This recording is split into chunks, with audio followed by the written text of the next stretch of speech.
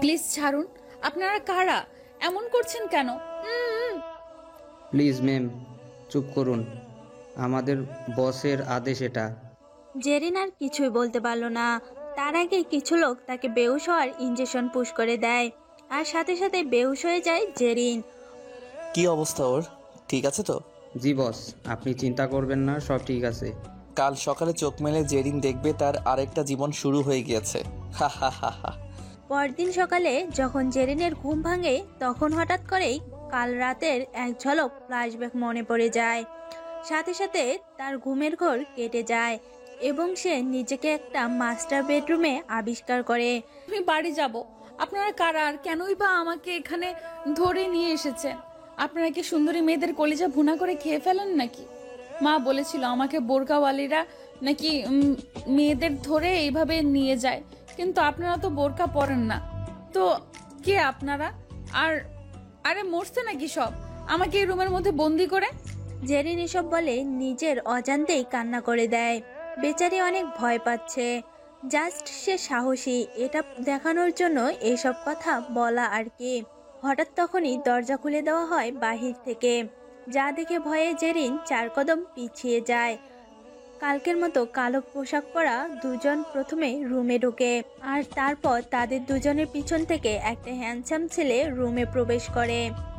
এতটাই সুদর্শন যাকে দেখলে যে কোনো মেয়ে কেন তার মাও বলতো, আই উইশ এমন একটা ছেলে যদি আমার মেয়ের জামাই হতো। যাই হোক, ছেলেটার ফেস দেখলে সেই ফেসের পিছনে লুকিয়ে থাকা আসল রূপটা কেউ কখনো টের পাবে না। জেরিন যখনই সেই হ্যান্ডসামকে রেগে কিছু বলতে যাবে, তখনই সেই হ্যান্ডসাম জেরিনের হাত শক্ত করে ধরে তাকে নিজের কাছে টেনে নিয়ে ডিপলি ভাবে বলে, এইসব আমি এত নয়েজ লাইক করি না বেবি গার্ল। নেক্সট টাইম যেন এমনটা না হয়, মাইন্ড ইট। আপনার কি মাথায় প্রবলেম আছে নাকি? ও বুঝেছি, আপনি এদের সেই বস, তাই না? কেন আমাকে এখানে ধরে নিয়ে এসেছেন? আমি তো আপনাকে চিনিও না। আমি বাড়ি যাব। আর এটা আমাকে কোথায় নিয়ে এসেছেন? উফ, স্টপ। আমার এত কথা শুনতে ভালো লাগে না, তাই চুপ থাকাতেই তোমার মঙ্গল। আর লিসেন, তুমি তোমার বাড়ির নাম ভুলে যাও, আর কখনো যাওয়া হবে না তোমার সেখানে। বাকিটা আমি পরে ভেবে দেখব। আপাতত পাখিকে কিছুদিন খাঁচাই পুরে পোষতো মানাই। আমার নামও জেরিন। আমাকে আপনি চেনেন না। আমি তো বাড়ি যাবই। আপনি এই কথা মাথায় ঢুকিয়ে নিন। চিনতেই তো চাই আমি তোমাকে, বেবি গার্ল। বলে যখনই আমি তার লোকেদের নিয়ে রুম থেকে বের হবে, তার আগেই জেরিন আমিরের এক লোককে ধাক্কা দিয়ে রুম থেকে বের হতে নেয়, কিন্তু আমির জেরিনকে ধরে ফেলে। অনেকবার বেড়ে গিয়েছে তোমার, তাই না? তোমার বার আমি কমাচ্ছি। এ বলে আমির জেরিনকে ছুঁড়ে বিছানায় ফেলে দেয় এবং তার গার্ডদের ইশারা করে। ইশারা পাওয়া মাত্র গার্ডরা জেরিনের কাছে এগোতে থাকে। জেরিন বিপদের আশঙ্কা টের পেয়ে আমিরের কাছে ক্ষমা চাইতে শুরু করে, কিন্তু অনেকটা লেট হয়ে গিয়েছিল। মুহূর্তে একজন গার্ড জেরিনের পা শক্ত করে ধরে ফেলে এবং অন্যজন তার হাত জেরিনে 2 চোখ দিয়ে পানি গড়িয়ে পড়ে। নিজেকে বাঁচানোর সর্বোচ্চ চেষ্টা করে, কিন্তু দুজন পুরুষ মানুষের শক্তির সঙ্গে একটা মেয়ের পেরে ওঠা কোনোভাবেই সম্ভব নয়। বারবার সে আমিরের কাছে ক্ষমা চাইছিল, কিন্তু আমির এসব কথা না শুনে আবারও জেরিনকে ঘুমের ইঞ্জেকশন পুশ করে দেয়। বেবি গার্ল, তোমার সাহস কত বড়! তুমি আমার সামনে থেকে পালানোর চেষ্টা করেছো, এত বড় দুঃসাহস দেখিয়েছো, তার জন্য তোমাকে শাস্তি তো পেতে হতোই। এবার শান্ত বাচ্চার মতো ঘুমিয়ে থাকো। ভেবেছিলাম তোমাকে খাবার দেব, কিন্তু তুমি যা বেয়াদবি করেছো তাতে। কথাটা শেষ না করেই আমির তার লোককে রুম লক করে চলে আসতে বলে। রাতে যখন জেরিনের ঘুম ভাঙে, তখন সে চোখ মেললেই সামনের সোফায় আমিরকে একটা বই হাতে দেখতে পায়। আমিরের চোখ জেরিনের দিকে যেতেই সে জেরিনের কাছে আসে এবং বলে, জান, ক্ষুধা পেয়েছে নিশ্চয়ই, তাই না? আমি খাবার উপরে পাঠাতে বলেছি। জেরিন আর না করেনি, কারণ কাল থেকে একটা দানাও পেটে পড়েনি। খাওয়া শেষে আমির জেরিনকে বলে, তোমার জন্য একটা আলাদা রুম ডিজাইন করা হয়েছে, যেখানে তোমার জন্য সব কাপড়, জুতা, কসমেটিক্স স্টক করে রাখা হয়েছে।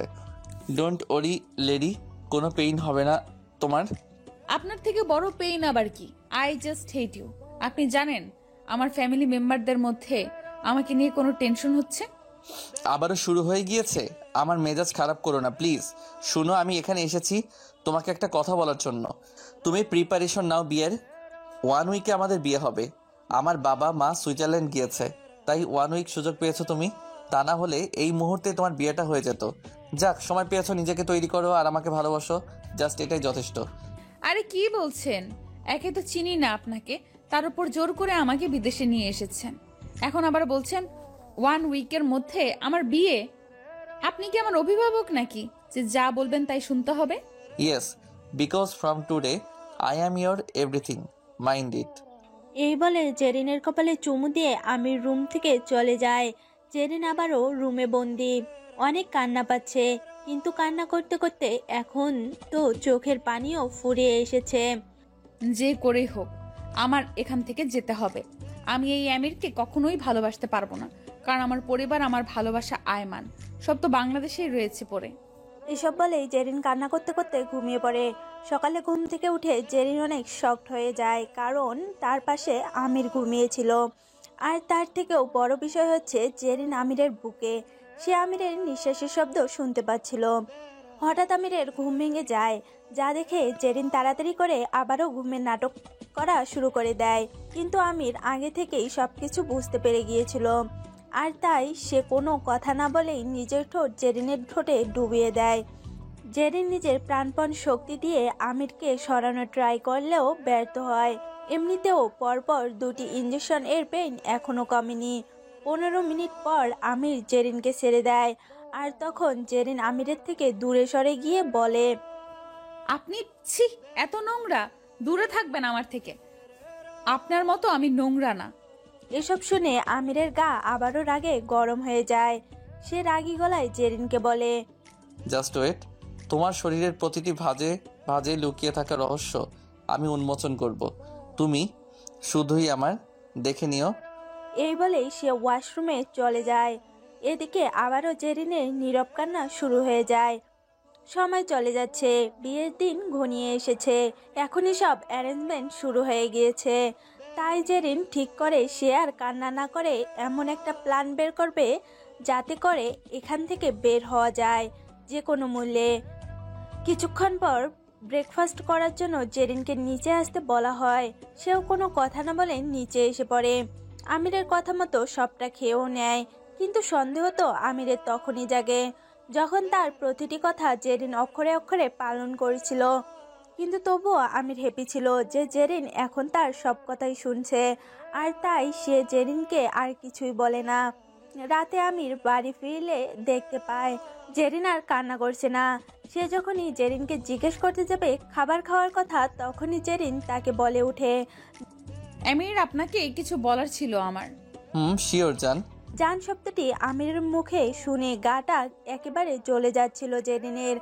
কিন্তু কি করার, এখান থেকে পালাতে হলে আমির এবং তার কথা সবকিছুই তাকে সহ্য করতে হবে। তাই আর দেরি না করে সে আমিরকে বলে, আমি ভাগ্যকে মেনে নিয়েছি, আমি রাজি বিয়েতে। আমিরের একটু খটকা লাগে, বাট সে এত কেয়ার করে না এবং বলে, জেরিন, আমি চাই তোমাকে বাধ্যভাবে নিজের করে নিতে। আমি অনেক ভালোবাসি তোমাকে, বিলিভ মি। কিন্তু যদি পরে জানতে পারি তুমি আমাকে বোকা বানানোর ট্রাই করছো, তাহলে সেদিন আমার থেকে খারাপ আর কেউই হবে না। তোমার চিৎকারে পুরো বাড়ি কেঁপে উঠবে সেদিন। এই বলে একটা ডেভিল হাসি দেয় এবং জেরিনের কপালে চুমু দিয়ে শাওয়ার দিতে চলে যায়। এইভাবে 1 সপ্তাহের মধ্যে জেরিন আমিরের ভরসা ভালোবাসা দুটোই আদায় করে নেয়। দেখতে দেখতে বিয়ের দিন চলে আসে। আমিরের বাবা মা এবং কাজিনরাও চলে এসেছে। সকলে নতুন বউ নিয়ে কি আনন্দ উল্লাস, কিন্তু খেলা তো এখনই শুরু। এই কয়েকদিনে জেরিন এতটাই আমিরের ভরসা জুগিয়েছিল যে আমির জেরিনের উপর নজরদারি ও বন্ধ করে দেয়, কিন্তু এটাই যে বিপদ ডেকে আনে। বিয়ের দিন জেরিনকে পরীর মতো করে সাজানো হয়, সব ঠিকঠাক হয়ে গিয়েছিল। কিন্তু যখনই আমিরের কাজিনরা জেরিনকে রুম থেকে আনার জন্য যায়, তখনই শকড হয়ে যায়, কারণ রুমের ভেতর জেরিন তো ছিলই না। কাজিনরা তখনও বুঝতে পারেনি যে জেরিন কোথায় গিয়েছে। স্বাভাবিকভাবেই ওয়াশরুম সহ অন্যান্য রুম, এক কথায় বাড়িতেই জেরিনকে খোঁজা শুরু হয়ে যায়। ওদিকে কাজী বউয়ের জন্য অপেক্ষা করছিল। অনেক পরেও জেরিন না আসায় আমিরের রাগ উঠতে শুরু হয়ে যায়। সে যখনই উঠতে নেয় তখন তার কাজিন এসে জানায় জেরিনকে কোথাও খুঁজে পাওয়া যাচ্ছে না। এটা শুনে আমিরের কিছুতেই বিশ্বাস হচ্ছিল না। সে তার কাজিনকে আবার আস্ক করে। Are you sure? কারণ এটা মজা করার সময় না। ব্রো, আমি কি তোকে মিথ্যা কথা বলবো? তাও আবার এমন একটা মুহূর্তে? বিশ্বাস না হলে নিজে গিয়ে দেখ। আমির আর দেরি না করে সব রেখে জেরিনকে খুঁজতে চলে যায়। যখন সে সত্যি জেরিনকে খুঁজে পায় না, তখন তার শরীর রাগে লাল হয়ে যায়, চেহারায় হিংস্র ভাব চলে আসে। জেরিন, না করেছো ভালো করনি। আমার বিশ্বাস ভাঙার শাস্তি যে কতটা ভয়ানক হয় না তোমার চিন্তার বাহিরে। আর পালিয়ে তুমি কোথায় যাবে? তোমাকে আমির খানের কাছেই ব্যাক করতে হবে। এইসব বলে সে বাড়ির সব গার্ডদের ডেকে আনে। তোমরা থাকতে বাড়ি থেকে একটা মেয়ে পালিয়ে কি করে যায়? স্যার, আপনি তো বলেছিলেন ম্যামের ওপর এখন আর নজর রাখা লাগবে না। আর বাড়িতে এত মানুষ, কেউ ঢুকেছে তো কেউ বের হচ্ছে, তাই হয়তো আমরা বুঝতে পারিনি। তোরা কেউ কাজের না। যদি জেরিনকে না পাই তাহলে তোরা কেউ বাঁচতে পারবি না। আগে থেকে কাফনের কাপড় কিনে রাখিস। আমির আর লেট না করে গাড়ি নিয়ে বেরিয়ে যায়। সব জায়গায় খোঁজ চলে যায়, এয়ারপোর্ট, বাস স্ট্যান্ড, সব জায়গায়, যাতে করে জেরিন কিছুতেই ইতালি ছেড়ে বাইরে যেতে না পারে। অন্যদিকে জেরিনের পালিয়ে কই চলে এসেছে সে নিজেও জানে না। হঠাৎ একটা নতুন রাস্তায় ঢুকবে, তখনই দুজন ছেলের কণ্ঠ ভেসে উঠল। শুনলাম আমির খানের বউ নাকি বিয়ের আসর থেকে পালিয়েছে। ধরে দিতে পারলে তো অনেক কিছু পাবো রে। হা হা হা। তুই কই পাবি? স্বপ্ন দেখ বসে বসে। এসব কথা শুনে জেরিন আর সেই রাস্তায় না ঢুকে অন্যদিকে দৌড় শুরু করে। আসলে জানেন জেরিনকে গার্ডরা চিনতে পারেনি কেন? কারণ সে বিয়ের কাপড় গহনা সব খুলে একেবারে প্ল্যান করে পালিয়েছে। বউয়ের বেশি পালালে কবেই ধরা খেত।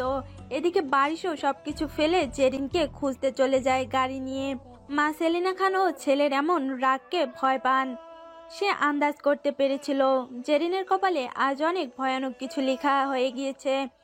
ওদিকে জেরিন পালাতে পালাতে একটা নির্জন এলাকায় চলে আসে, যেখানে জনমানুষের আনাগোনা একেবারেই কম ছিল। তাই সে সিদ্ধান্ত নেয় আজকের রাতটা এখানেই কোথাও কাটিয়ে দেবে। রাতটা কোনো মতে কাটাতে পারলেই হয়, সকালে সে নিজের কোনো একটা ব্যবস্থা করে নিবে। এতখানি পথ হেঁটে এসেছে, কিন্তু একটা বাড়ি পর্যন্ত জেরিনের চোখে পড়েনি। হঠাৎ করেই সে দূরে একটা ছোট্ট বাড়ি দেখতে পায়। বাড়িটা দেখে সে অনেক নিশ্চিন্ত বোধ করে এবং তাড়াতাড়ি সে বাড়িতে গিয়ে নক করা শুরু করে দেয়। ভেতর থেকে একটা বৃদ্ধা মহিলা বের হয়ে আসে। আমার না অনেক বিপদ। আজকে রাতে কি আমাকে এখানে থাকতে দেওয়া যাবে? আমি এখানে নতুন, কোনো কিছুই চিনি না, ভুল করে এখানে চলে এসেছি। প্লিজ আমাকে একটা রাত থাকতে দিন, আমি সকালবেলা চলে যাব। মহিলাটি প্রথমে রাজি হচ্ছিল না, পরে আল্লাহ জানে কি ভেবে রাজি হয়ে গেল। রাতে জেরিন বুড়ো দম্পতির সাথেই ডিনার করে এবং তারা তাকে একটি ছোট্ট রুম দেয় ঘুমানোর জন্য। জেরিন এতেই যেন অনেকটা হ্যাপি ছিল। এভাবেই জেরিন হঠাৎ করে ঘুমিয়ে পড়ে। রাত 2টার দিকে হঠাৎ করে জেরিনের পানি পিপাসা লাগে, আর তাই পানি খাওয়ার জন্য সে খাবার টেবিলের কাছে যেতেই হঠাৎ করে দরজায় কলিং বেল বেজে ওঠে। জেরিনের কেমন জানি একটা ভয় কাজ করতে শুরু করে দেয় মনের ভিতর। একবার নয়, বারবার কলিং বেলটা যখন প্রচন্ড পরিমাণে বাজছিল, তখন বৃদ্ধা মহিলা এবং তার স্বামী রুম থেকে বেরিয়ে আসে। তারা দুজনেই জেরিনকে জিজ্ঞাসা করে, বাহিরে কে? আর এত কলিং বেল চাপছে কেন মাঝরাতে? জেরিন কোনো প্রশ্নের উত্তর দেয় না এবং বলে, আমি জানি না, আমার ভয় লাগছে, তাই আমি দরজা খুলিনি। আচ্ছা, তুমি রুমে গিয়ে ঘুমিয়ে পড়ো, আমরা দেখছি বাইরে কে এসেছে। এই বলে তারা জেরিনকে তার রুমে পাঠিয়ে দেয়। পানির বোতল নিয়ে সোজা জেরিন নিজের রুমে গিয়ে দরজা বন্ধ করে দেয়। এক বোতল পানি এক নিমিষেই শেষ হয়ে যায়, কিন্তু তৃষ্ণা, চিন্তা, ভয় কোনোটাই কিছুতেই শেষ হচ্ছিল না। এদিকে দরজা খুলতেই বৃদ্ধ মহিলাটি এবং তার স্বামী এমন কিছু দেখতে পায় যার জন্য তারা প্রস্তুত ছিল না। আসলে তারা দরজা খুলতেই কিছু কালো পোশাক পরা লোককে দেখতে পায়, যারা তাদের ধাক্কা দিয়ে বাড়ির মধ্যে ঢুকে পড়ে। আরে, কে আপনারা? আর এত রাতে না বলে বাড়ির মধ্যে কেন ঢুকছেন? ওই মেয়েটা কই যে এখানে এসেছে? কোন মেয়ের কথা বলছেন? কোনো মেয়ের খবর জানি না আমরা। নাটক করবি না বুড়ি। এই বলে তাদের ধাক্কা দিয়ে জেরিন যে রুমে ছিল ওই রুমের দরজা জোরে জোরে নক করতে লাগে। জেরিন বুঝতে পেরে গিয়েছিল, তাই ভয়ে চুপ করে বসে থাকে। কিন্তু লোকগুলো একসময় দরজা ভেঙে ফেলে। রুমের এক কোণে জেরিন ভয়ে বসেছিল। আর তখনই রুমের মধ্যে আমির প্রবেশ করে। এটা দেখেই তো ভয়ে তার হার্টবিট আরো বেড়ে যায়। আমির কোনো জবাব না দিয়ে জেরিনকে টেনে রুম থেকে বের করে আনে, তারপর গাড়িতে উঠায়। জেরিন অনেক চেষ্টা করে পালানোর, বাট সে ব্যর্থ হয়। আমির জেরিনকে বাড়ি নিয়ে গিয়ে এক চড় মেরে বিছানায় ফেলে দেয়, তারপর বলে, তুই এখনো আমাকে চিনিসনি। আজ থেকে তোর জাহান্নাম শুরু হবে। আমাকে ধোকা দেওয়ার শাস্তি কি তা তুই ভালো করে এখন টের পাবি। আজ রাতে তোকে হালালভাবে আমার পাওয়ার কথা ছিল, কিন্তু তোর কপাল তুই খেয়েছিস। গেস্টদের সামনে আমার ফ্যামিলি মেম্বাররা তোর জন্য ছোট হয়েছে। দেখ কি হাল করি। প্লিজ মাফ করে দেন, আর হবে না এমন কিছু। Shut up. এই বলে সে নিজের শার্ট খুলতে শুরু করে এবং জেরিনের দিকে এগোতে লাগে।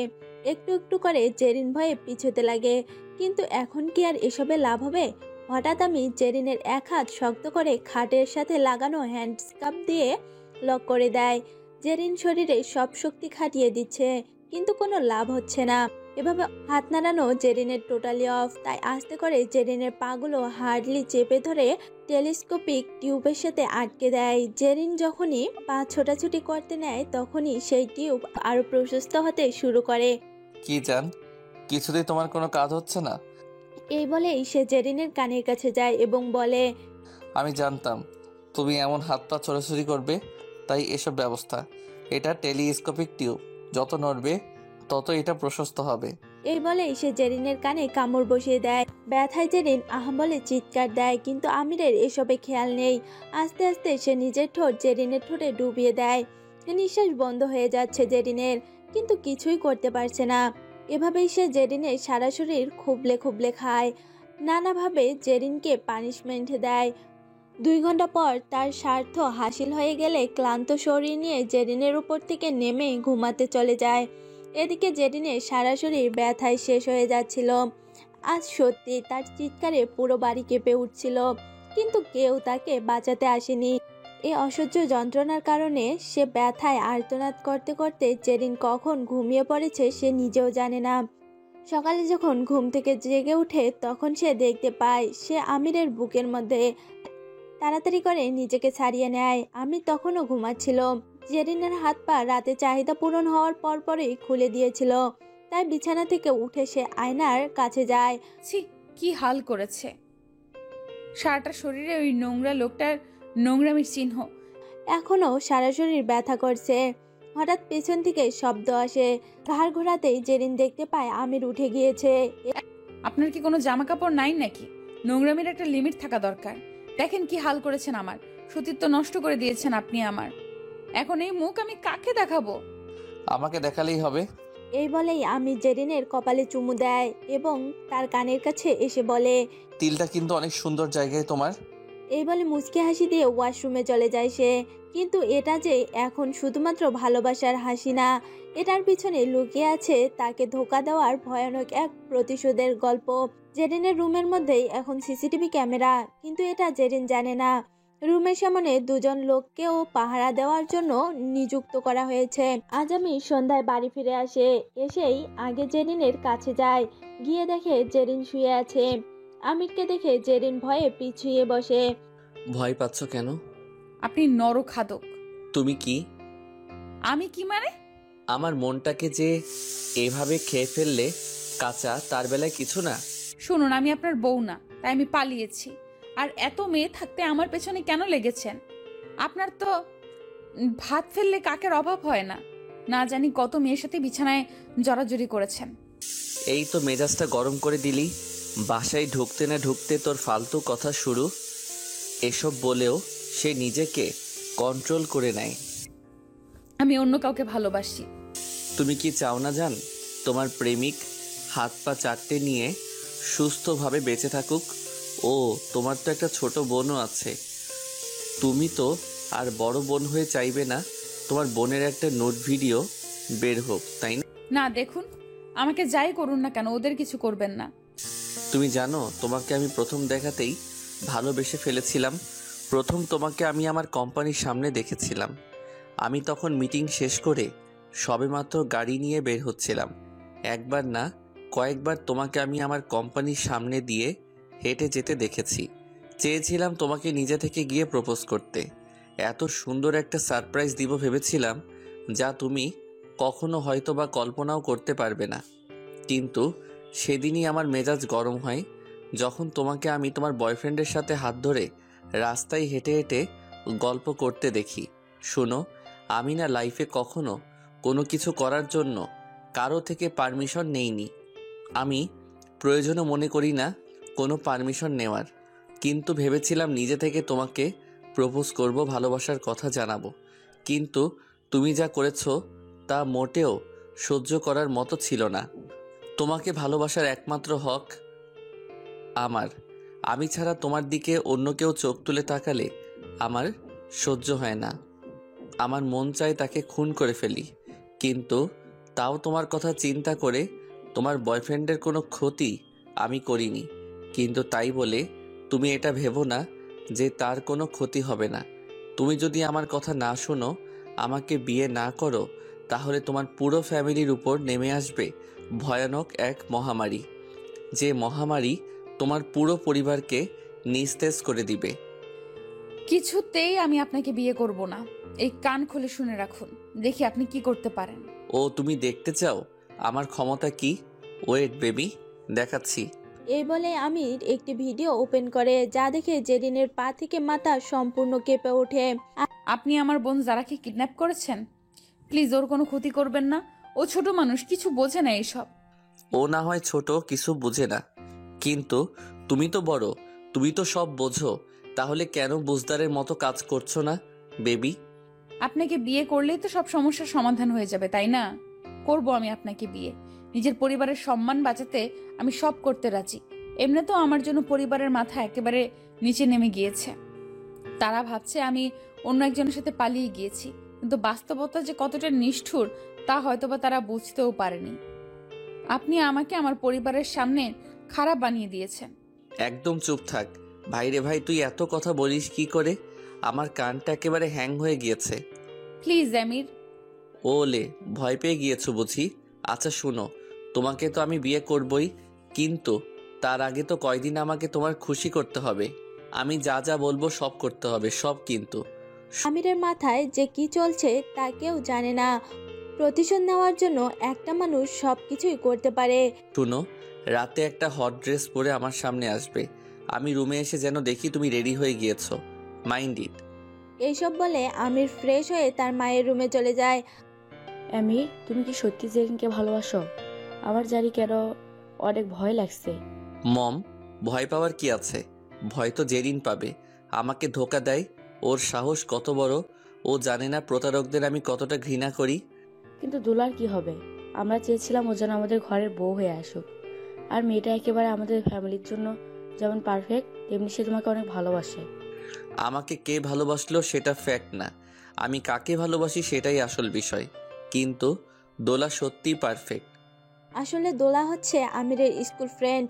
শুধু স্কুল ফ্রেন্ড না, বরং দোলার বাবা এবং আমিরের বাবা একে অপরের বিজনেস পার্টনার এবং ছোটবেলাকার বন্ধু। দুই ফ্যামিলি ছোট থেকে চেয়েছিল এদের দুজনকে একসাথে বিয়ে দেওয়ার। কিন্তু জানেনই তো আমির কতটা জেদি ছেলে। কিন্তু অনেক সময় মানুষের প্রতিশোধের আগুনে জ্বলে এমন অনেক কিছুকে আপন করে নেয় যা সে কখনো আপন করতে চায়নি। আমি তুই যাকেই বিয়ে করিস না কেন, তাড়াতাড়ি বিয়ের কাজটা সেরে নে। আমি কি আর নাতি নাতির মুখ দেখতে পারবো না? সব পারবে। শুনো, আমি আজকে রাতেই দোলাকে এখানে চলে আসতে বলবো, সব ব্যবস্থা করে ফেলবো। এমনিতে অনেক দিন ধরে আমার সাথে কোনো কথা হয়নি। ওমা, এটা তো ভালো খবর, কিন্তু হঠাৎ করে তুই দোলাকে এখানে আসতে বলছিস কেন? মেয়েটা এমনিতেই তোকে ভালোবাসে, তার উপর যদি জানতে পারে তুই আরেকটা মেয়েকে বাড়িতে নিয়ে এসেছিস, তার সাথেই সময় কাটাচ্ছিস, তাহলে ওই মেয়েটার কি অবস্থা হবে তুই বুঝতে পারছিস? কিছু হবে, কারো ভালো করতে গেলে তো কারো ক্ষতি হয়েই যায়। মা, তুমি ঘুমিয়ে পড়ো। বাই, গুড নাইট মম। এই বলে আমির জেরিনের রুমে প্রবেশ করে, কিন্তু সেখানে গিয়ে দেখে জেরিনকে সে যেই ড্রেসটা পরতে বলেছে তা এখনো বিছানার উপরেই রাখা, আর জেরিন ঘুমিয়ে পড়েছে। এসব দেখে আমিরের আরো রাগ উঠে যায় এবং সে একটা দিয়ে জেরিনকে ঘুমের ভেতরেই বিছানা থেকে ফেলে দেয়। আপনি কি মানুষ? ব্যথায় জেরিন কান্না করা শুরু করে দেয়। তোকে বলেছিলাম না রেডি থাকতে? কি করে রেডি হব? কি বাজে ড্রেস এটা, ছি। এখনই পর, আমার সামনেই। নিজের বিপদ ডেকে আনিস না। বোনের কথা মনে আছে তো? এখনো কিন্তু ওর উপর শারীরিক নির্যাতন শুরু হয়নি, শুধু খাওয়াটা বন্ধ করা হয়েছে। আল্লাহ, ও ছোট মেয়ে, আমি আপনার কথা শুনলে কি ওকে খাবার দিবেন প্লিজ? ভেবে দেখতে পারি। এরপর জেরিন আস্তে আস্তে করে আমিরের সামনে গিয়ে নিজের জামা খোলা শুরু করে। আমির সোফায় বসে তা উপভোগ করছিল। এরপর সে ওই বাজে জামাটা পরে আমিরের সামনে গিয়ে দাঁড়ায়। আমির নেশালো চাহনি দিয়ে জেরিনের ঠিক কাছে এসে দাঁড়ায়। তারপর সে জেরিনের কাছে গিয়ে বলে, প্রেম যন্ত্রণা যে কি মারাত্মক তা তুমি আস্তে আস্তে টের পাবে। এই বলে সে জেরিনকে ধাক্কা দিয়ে সেই রুম থেকে চলে যায়। সেদিন রাতে আমির বাইরে হ্যাং আউট করে। 2 দিন কেটে যায়। সেই দিন রাতের পর থেকে আমির জেরিনের খোঁজ একবারও নিতে আসেনি। জেরিনের চোখে মুখে একটাই প্রশ্ন, একটা লোক যে কিনা তাকে পাগলের মতো ভালোবাসতো তার এত দ্রুত পরিবর্তন ঘটে কি করে? তাকে সে দেখতে পর্যন্ত আসে না। জেরিন আর কোনো কিছু না ভেবে আস্তে আস্তে করে সিঁড়ি দিয়ে নিচে নেমে যায়। সেখানে গিয়ে দেখে নিচে আমিরের মা বসে আছে। জেরিনকে দেখে সোফিয়া বেগম বললেন, আরে মা, তুমি নিচে নামলে যে? আসো এখানে বসো। কতক্ষণ আর একটা রুমের মধ্যে বন্দি থাকা যায় আপনিই বলুন? নিচে আসার অনুমতি তো তোমার আছেই, কিন্তু তুমি তো নিজেই আসোনি এতদিন। আজ এসেছো দেখে ভালো লাগছে। শরীর ঠিক আছে তোমার? হ্যাঁ, আমি ঠিক আছি। আচ্ছা, একটা কথা জিজ্ঞেস করি। আমির 2 দিন ধরে আমার সাথে দেখা করছে না, কথা তো বলা দূরে থাক। কি হয়েছে বলতে পারবেন? হঠাৎ ওর কথা জিজ্ঞেস করছো যে? ওকে তো তুমি ভালোবাসো না, ওর খবর দিয়ে কি করবে? এইভাবে বলছেন কেন? আমি জানি আপনার আমার প্রতি অনেক রাগ। আমি ওই দিন যে কাজটা করেছি তা ঠিক হয়নি। আচ্ছা, আপনার কি মনে হয় আপনার ছেলে কি সত্যিই আমাকে ভালোবাসে, নাকি আমার সাথে টাইম পাস করছে? একটা কথা কি জানো, আমি আমার ছেলেকে অনেক মেয়ের সাথে মিশতে দেখেছি, কিন্তু কোনো নারীর প্রতি সে এতটা আসক্ত ছিল না যতটা না আসক্ত তোমার প্রতি ছিল সে। যাই হোক, এখানে যেহেতু এসেছো একটু বসো, আমাদের একজন মেহমান আজকে বাড়িতে আসবে। হঠাৎ এই 2 দিন আমিরকে না দেখতে পেয়ে কেমন জানি বুকের ভিতরে খালি খালি অনুভব করছিল জেরিন। তাহলে কি জেরিনের মনে আমিরকে নিয়ে কোনো অনুভব কাজ করা শুরু করে দিয়েছে? একটু পরই একটি মেয়ে এসে বাড়িতে ঢোকে, যাকে দেখে আমিরের কাজিনরাও তার কাছে চলে যায়। মেয়েটাকে দেখে সবাই যা শুরু করছিল, মনে হচ্ছিল যেন মেয়েটা তাদের বাড়ির বউ, ন্যাকা। এসব জেরিনের একদম পছন্দ হচ্ছিল না। তাই সে নিজের রুমে যেতে নেয়, কিন্তু তখনই আমিরের মা জেরিনকে পেছন থেকে ডাক দেয়। এই জেরিন, কোথায় যাচ্ছ? দুলার সাথে পরিচয় তো হয়ে যাও। কোনো উপায় না থাকায় জেরিনকে সেখানে যেতে হয়। ও হচ্ছে দোলা, আমিরের বেস্ট ফ্রেন্ড। ওদের সম্পর্ক অনেক ক্লোজ। ও হাই দোলা, আমি জেরিন। তোমাকে তো চিনতে পারলাম না। এই প্রশ্ন শুনে জেরিন কি উত্তর দিবে বুঝতে পারছিল না। না সে আমিরের জিএফ, না বউ। তাহলে তো আশ্রিতা ছাড়া কিছুই জবাব দেওয়ার মতো নেই। জেরিনকে চুপ থাকতে দেখে সোফিয়া দোলাকে বলে, আরে বাদ দাও না, তুমি গিয়ে আগে রেস্ট করো, তোমার রুম উপরেই রেডি করা আছে। জেরিনের বুকটা কেমন জানি করছিল। কেন এত মনে পড়ছিল আমিরের কথা। সে আর এক মুহূর্ত দাঁড়িয়ে না থেকে নিজের রুমে চলে যায়। রুমের মধ্যে দরজা লাগিয়ে কান্না করা শুরু করে দেয়। এখন আর তাকে পাহারা দেওয়ার মতো গার্ড নেই। ইচ্ছে করলেই সে পালাতে পারে, কিন্তু আর ইচ্ছে হচ্ছে না তার। এই জীবনটাকেই সে মেনে নিয়েছে। এটাই যেন তার বর্তমান আর ভবিষ্যৎ। আজ কেন জানি বাড়িতে একটু বেশি হই হট্টগোল। সবাই দোলাকে নিয়ে ব্যস্ত। সবাই কত পছন্দ করে ওকে, কিন্তু আমিরের কাজিনরা তো কখনো আমার সাথে কথাও বলেনি। হঠাৎ করে জেরিনের ডোর নক করা হয়। আসতে পারি? জি। তোমার শরীর ভালো আছে? কিন্তু আমার খোঁজ নিচ্ছ কেন আদিল? চিন্তা হয় তোমার জন্য। আমি ভাইয়ার জন্য তোমার সাথে কথা বলতে পারি না। আমার মনে হয় ভাইয়া তোমাকে ভালোবাসে না। ও অনেক কষ্ট দিয়েছে তোমাকে, আমি জানি। এসব শুনে জেরিনের মনে মনে ভাবতে লাগে, ইস, এক ভাই নরখাদক আর একটা নিষ্পাপ কেমন। ওর নাম আদিল, আমিরের ছোট ভাই। দেখতে মাশাআল্লাহ অনেক হ্যান্ডসাম, অনেক ভালো ব্যবহার। ওর সাথে 2-1 বার যখনই জেরিনের দেখা হয়েছিল, তখনই দূর থেকে হলেও জেরিনের রক্ষা করতে চেয়েছে সে। কিন্তু আমিরকে তো আপনারা চেনেনি। এখন আর আমির জেরিনের খোঁজ নেয় না। জেরিন কার সাথে কথা বলল কি না বলল সেই দিকেও খেয়াল রাখে না। এই 2 দিনে আদিলের সাথে জেরিনের অনেকটা ভাব হয়ে গিয়েছে। তোমাকে একটা জিনিস দেখাবো জেরিন। দেখাও। এই বলে সে এক বক্স চকলেট নিয়ে আসে জেরিনের জন্য। পাও, আমার চকলেট অনেক ভালো লাগে। হ্যাপি হয়েছো? অনেক। এই বলে জেরিন খিলখিল করে হাসা শুরু করে দেয়। মাশাল্লাহ, কি সুন্দর হাসি তোমার। এভাবে সব সময় হাসতে পারো না? এইভাবে সব সময় চকলেট আনতে পারো না? এই বলে দুজনেই হাসা শুরু করে। আদিল এক মায়াবী চাহনিতে জেরিনের দিকে চেয়েছিল, আর জেরিন তো তার খাওয়া নিয়ে বিজি। এটা ওই আদিল, আমির কখন আসবে? সে তো অনেক আগেই চলে এসেছে। এত তাড়াতাড়ি আজ? আসবে না, তার দোলা যে এসেছে। শুনে জেরিনের মুখটা কালো হয়ে যায়। তার দোলা মানে? বাদ দাও না প্লিজ। আমি নিচে যাব। ওদের সবার মাঝে ওরা কেউ পছন্দ করে না তোমাকে, তুমি বুঝো। তবুও যাব। তুমিও চলো আমার সাথে। ওকে মাই ডিয়ার। এরপর তারা দুজন একসাথে সিঁড়ি দিয়ে নিচে নামা শুরু করে। নিচ থেকে এটা দেখে সবার মুখ কালো হয়ে যায়। আদিলকে দেখে না, বরং জেরিনকে দেখে। হঠাৎ আমিরের চোখে পড়ে জেরিনের দিকে। জেরিনকে দেখে আমির দোলার মুখে আসা চুলগুলো ঠিক করে দিতে লাগে। দোলাও অনেক হ্যাপি, সে সবসময় এমনটাই চেয়েছিল। হঠাৎ জেরিনকে দেখে দোলা আদিলকে বলে ওঠে, ও কি তোমার জিএফ নাকি বউ? অনেক সুন্দর মানিয়েছে তোমাদের। এটা শুনে আমিরের মুখ রাগে লাল হয়ে গেলেও সে চুপ হয়ে থাকে। আর জেরিন তো লজ্জায় নিচের দিকে চেয়েছিল। জানতাম ভালোই মানাবে আমাদের। এই বলে হাসা শুরু করে দেয় আদিল। আরে না দোলা, জেরিন আদিলের ফ্রেন্ড, এখানে বেড়াতে এসেছে সে। এই কথা শুনে বাড়ির লোকেরা না যতটুকু অবাক হয়, তার থেকেও বেশি জেরিন অবাক হয়। মনে মনে ভাবতে লাগে, এত তাড়াতাড়ি আমাকে পর করে দিল লোকটা। আমাকে না সে ভালোবাসতো? আদিল নিজেও কি বলবে বুঝতে পারছিল না। তাই জেরিনকে সে নিজের রুমে নিয়ে যায়। বলেছিলাম না নিচে যাওয়ার কোনো দরকার নেই? শুনলে তো ভাইয়া কি বলেছে? আমাকে না ও ভালোবাসতো? আরে তুমি অনেক বোকা। ও একটা টক্সিক লাভার, হাজারো মেয়েকে ও এইভাবেই ছেড়ে দিয়েছে। আর একটা কথা, দোলা আপুকে জানো? আম্মির ভাইয়ার বাগদত্তা। বাগদত্তা মানে হলো আমার বাবা মা এবং দোলা আপুর বাবা মা ছোটবেলা থেকে চেয়েছিল আমির আর তোর বিয়ে হোক। তাদের বিয়ে পুরোপুরিভাবে ঠিক হয়ে গিয়েছিল, কিন্তু তার আগে দিয়ে ভাইয়া বাংলাদেশে যায়, আর সেখান থেকে আমার সাথে দেখা হয়, তোমাকে ভালো লেগে যায়। তারপর আর কি, তোমাকে এখানে আনার পর তো ওদের বিয়ে স্কিপ হয়ে যায়। সব কিছু বুঝলাম, মেনেও না হয় নিলাম, কিন্তু এই মেয়ে এখন এখানে কেন এসেছে? মেবি দেখো ভাইয়া, আর তার বিয়ে এই নার হয়ে যাবে, কারণ শুনলাই ভাইয়া ওকে এখানে আনিয়েছে। মজা করছো আমার সাথে তুমি? আমি কি করব? কোথায় যাব আমি এখন?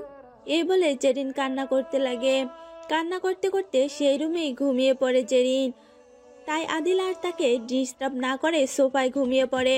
সকালে আমির জেরিনের রুমে যায়, একটা ইম্পর্টেন্ট ফাইল খুঁজতে যায়। গিয়ে দেখে দরজা খোলায় রুমের। ভিতরে গিয়ে সে অবাক হয়, কারণ রুমের মধ্যে জেরিন ছিল না। তাই কাউকে না জানিয়ে জেরিনকে এ রুমে ও রুমে খুঁজতে লাগে। এদিকে জেরিনের ঘুম যখনই ভাঙে তখনই সে দেখতে পায় জেরিন আদিলের রুমে, আর আদিল সোফায় ঘুমিয়ে আছে। এসব দেখে সে কি করবে বুঝতে পারছিল না। তাই সে তাড়াতাড়ি করে আদিলকে ঘুম থেকে জাগিয়ে তোলে। এই আদিল, ওঠো, তুমি আমাকে রাতে জাগাওনি কেন? ঘুমের চোখে বলে, ঘুমন্ত পরীকে কি করে জাগাই বলো? ও ফাদিল, কি বলছো? সারা রাত ঘুমাতে তোমার অনেক কষ্ট হয়েছে তাই না? ওঠো, এখন বিছানায় এসে ঘুমাও। Okay madam. এদিকে জেরিনকে খুঁজতে খুঁজতে আমির যখন আদিলের রুমের সামনে গিয়ে যেতে নেয়, তখনই সেই রুম থেকে জেরিন বের হয়। আর এটা দেখে আমির অনেক বেশি অবাক হয়। জেরিনও আমিরকে এখানে আশা করেনি। জেরিন, এত সকালে তুমি এই রুম থেকে কেন বের হচ্ছ? ওয়েট, আমি বলছি। আসলে কাল রাতে আমি এখানে ঘুমিয়ে পড়েছিলাম। হোয়াট? কি বলছো তুমি এসব? আদিল কোথায়? ও তো রুমে ঘুমাচ্ছে। যা শুনে আমিরের মাথা পুরো গরম হয়ে যায় এবং সে তাড়াতাড়ি করে আদিলের রুমে গিয়ে দেখে ছেলেটা ঘুমাচ্ছে। কোনো শব্দ না করে বাইরে আসে এবং জেরিনকে বলে, রাতে বেডে ঘুমিয়েছিলে? কেন? আমির আর কিছু বলে না, সোজা জেরিনকে টানতে টানতে তার রুমে নিয়ে যায় এবং দরজা লাগিয়ে দেয়। এই হলো, এমন করছো কেন? তুই যে নষ্টা মেয়ে, এটা আমি ভাবতেও পারিনি। শেষমেশ আমার ছোট ভাইয়ের সাথে রাত কাটিয়েছিল। ছি, একটু ভাবলি না যে ওটা আমার ভাই? ভুল বুঝছো তুমি আমাকে। চুপ একদম। বলে আমিরের মুখ আর হাত পেছন থেকে বেঁধে দেয়, তারপর সিগারেট খাওয়া শুরু করে। এই জেরিনের দিকে হায়না দৃষ্টিতে তাকিয়ে থাকে। একসময় সে জেরিনের গায়ে জামাটা টান দিয়ে ছিঁড়ে ফেলে। জেরিন বারবার ক্ষমা চাইছিল আমিরের কাছে, কিন্তু এসব ক্ষমা তো তার কান অবধি যায়নি। আমি জ্বলন্ত সিগারেটটা দিয়ে জেরিনের পেটে পুড়িয়ে দেয়। ব্যথায় জেরিন আর্তনাদ করতে শুরু করে। একসময় জেরিনকে যন্ত্রণা দেওয়া শেষ হয়ে গেলে আমির সেই রুম থেকে বেরিয়ে যায়। জেরিনের সুন্দর পেট এখন আমিরের ভালোবাসার চিহ্ন। সে তাকে এতটাই ভালোবাসে যে তাকে যন্ত্রণা না দিলে তার শান্তিই লাগে না। দুপুর গড়িয়ে বিকেল হয়ে যাওয়ার পালা, কিন্তু জেরিন তার রুম থেকে বের হয়নি। এটা দেখে আদিলের অনেক চিন্তা হতে লাগে, আর তাই সে আর দেরি না করে জেরিনের রুমে যায় এবং সেখানে গিয়ে দেখে জেরিন খাটের কোণে পড়ে আছে। তাড়াতাড়ি করে জেরিনের কাছে যেতেই সে লক্ষ্য করে জেরিন জ্ঞান হারায়নি, কিন্তু তার অবস্থা খুবই খারাপ। যখনই সে জেরিনকে কোলে তুলে বিছানায় শোয়াতে যাবে তখনই তার হাত জেরিনের পেটের মধ্যে লাগে, আর জেরিন ব্যথায় বলে চিৎকার দিয়ে ওঠে। এটা দেখে যখনই সে জেরিনকে বিছানায় শুয়ে দিয়ে পেটের উপর থেকে জামাটা একটু সরায়, তখনই তার চোখ কপালে উঠে যায়, কারণ জেরিনের পেট পুড়ে গিয়েছিল আর পুড়ে যাওয়া স্থান দিয়ে রক্ত বেরোচ্ছে। এটা দেখে আদিল আর বুঝতে বাকি থাকে না যে এসব কার কাজ। আদিল তাড়াতাড়ি করে মলম নিয়ে আসে এবং আস্তে আস্তে করে জেরিনের পেটের মধ্যে লাগিয়ে দেয়। আদিলের নিজের ভিতরও জলে পুড়ে ছারখার হয়ে যাচ্ছিল জেরিনের এই কষ্ট দেখে। রাতে আদিল জেরিনকে খাইয়ে ঘুম পাড়িয়ে দেয়। পরদিন সকালে আমির সবাইকে নিচে ডেকে আনে, জেরিনও ছিল। মা, তোমাকে একটা ইম্পর্টেন্ট কথা বলার আছে। আমি চাই জেরিন তার রুমটা খালি করে দিক, কারণ ওই রুমটা আমার পাশেই, আর আমি চাই আজ থেকে সেখানে দোলা থাকুক। জেরিনের এইসব শুনে চোখ দিয়ে পানি গড়িয়ে পড়ে। এত নিষ্ঠুর মানুষ কি কখনো ভালোবাসার যোগ্য হতে পারে? তখনই হঠাৎ জেরিন বলে ওঠে, আমি কিছু বলতে চাই আমির আপনাকে। কি? অনেক দিন তো এইখানে থাকলাম, আমার শখ আহ্লাদ সবই পূরণ হয়ে গিয়েছে। এখন আমি বাড়ি যাব এই সপ্তাহেই। এটা শুনে আমির অনেক অবাক হয়। এখন কেন যেতে চাইছো? বাড়িতে অনেক কাজ আছে আমার, আর এখানে তো অনেক থাকলাম। এই বলে জেরিন তার রুমে যখনই যেতে নেয় তখনই আমির তাকে বাধা দেয় এবং বলে, আমার কথা তো এখনো শেষ হয়নি। আবার কি কথা? আমি একটা সিদ্ধান্ত নিয়েছি, আর তা হলো আমি দোলাকে বিয়ে করব। এসব শুনে জেরিন এইবার পুরো নির্বাক হয়ে যায়। হায় রে ভাগ্য, এ কেমন পরীক্ষা! জেরিন আর এক মুহূর্ত দেরি না করে নিজের রুমে গিয়ে প্যাকিং শুরু করে। কি করছো জেরিন? দেখো আদিল, এখানে আর এক মুহূর্ত থাকা আমার পক্ষে সম্ভব না। কিন্তু এখন তো আর সাথে সাথে বাংলাদেশ যাওয়া পসিবল না। তুমি আমাকে একটা হেল্প করবে? 1 উইকের জন্য হলেও এখানে থাকার একটা জায়গা করে দিতে পারবে? তারপর বাংলাদেশে যাওয়ার ব্যবস্থাটা প্লিজ করে দিও। দিব, কারণ আমি চাই না এখানে আর তোমাকে কষ্ট পেতে হোক। থ্যাঙ্কস। দিন ওই রাতে আদিলের রুমে জেরিন যায় তার সিদ্ধান্ত জানাতে, কিন্তু সেখানে গিয়ে দেখে দোলা আর আমির একে অপরের সাথে কি যেন নিয়ে একটা কথা বলছে। সরি, আমি তোমাদের ডিস্টার্ব করতে চাইনি, কিন্তু একটা ইম্পর্টেন্ট কথা বলতে আমি এখানে এসেছি। যা বলার ফার্স্ট বলো, কারণ আমি আর দোলা একটু ওর লেট নাইট ডিনার করতে বাইরে যাব। আমি কাল চলে যাচ্ছি, এটাই বলতে এসেছিলাম। আরে জেরিন, সামনে আমাদের বিয়ে, আর এখন তুমি চলে যাবে? আমি বাইরের মানুষ তোলা, তোমাদের মাঝে থেকে পথের কাটা হতে চাই না। আমির আর কিছু বলে না।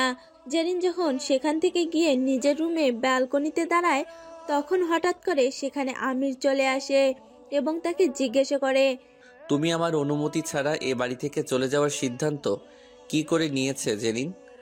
ও মা, আমি এই বাড়ি থেকে চলে যাব বলে আমাকে তোমার থেকে অনুমতি নিতে হবে, তাই না?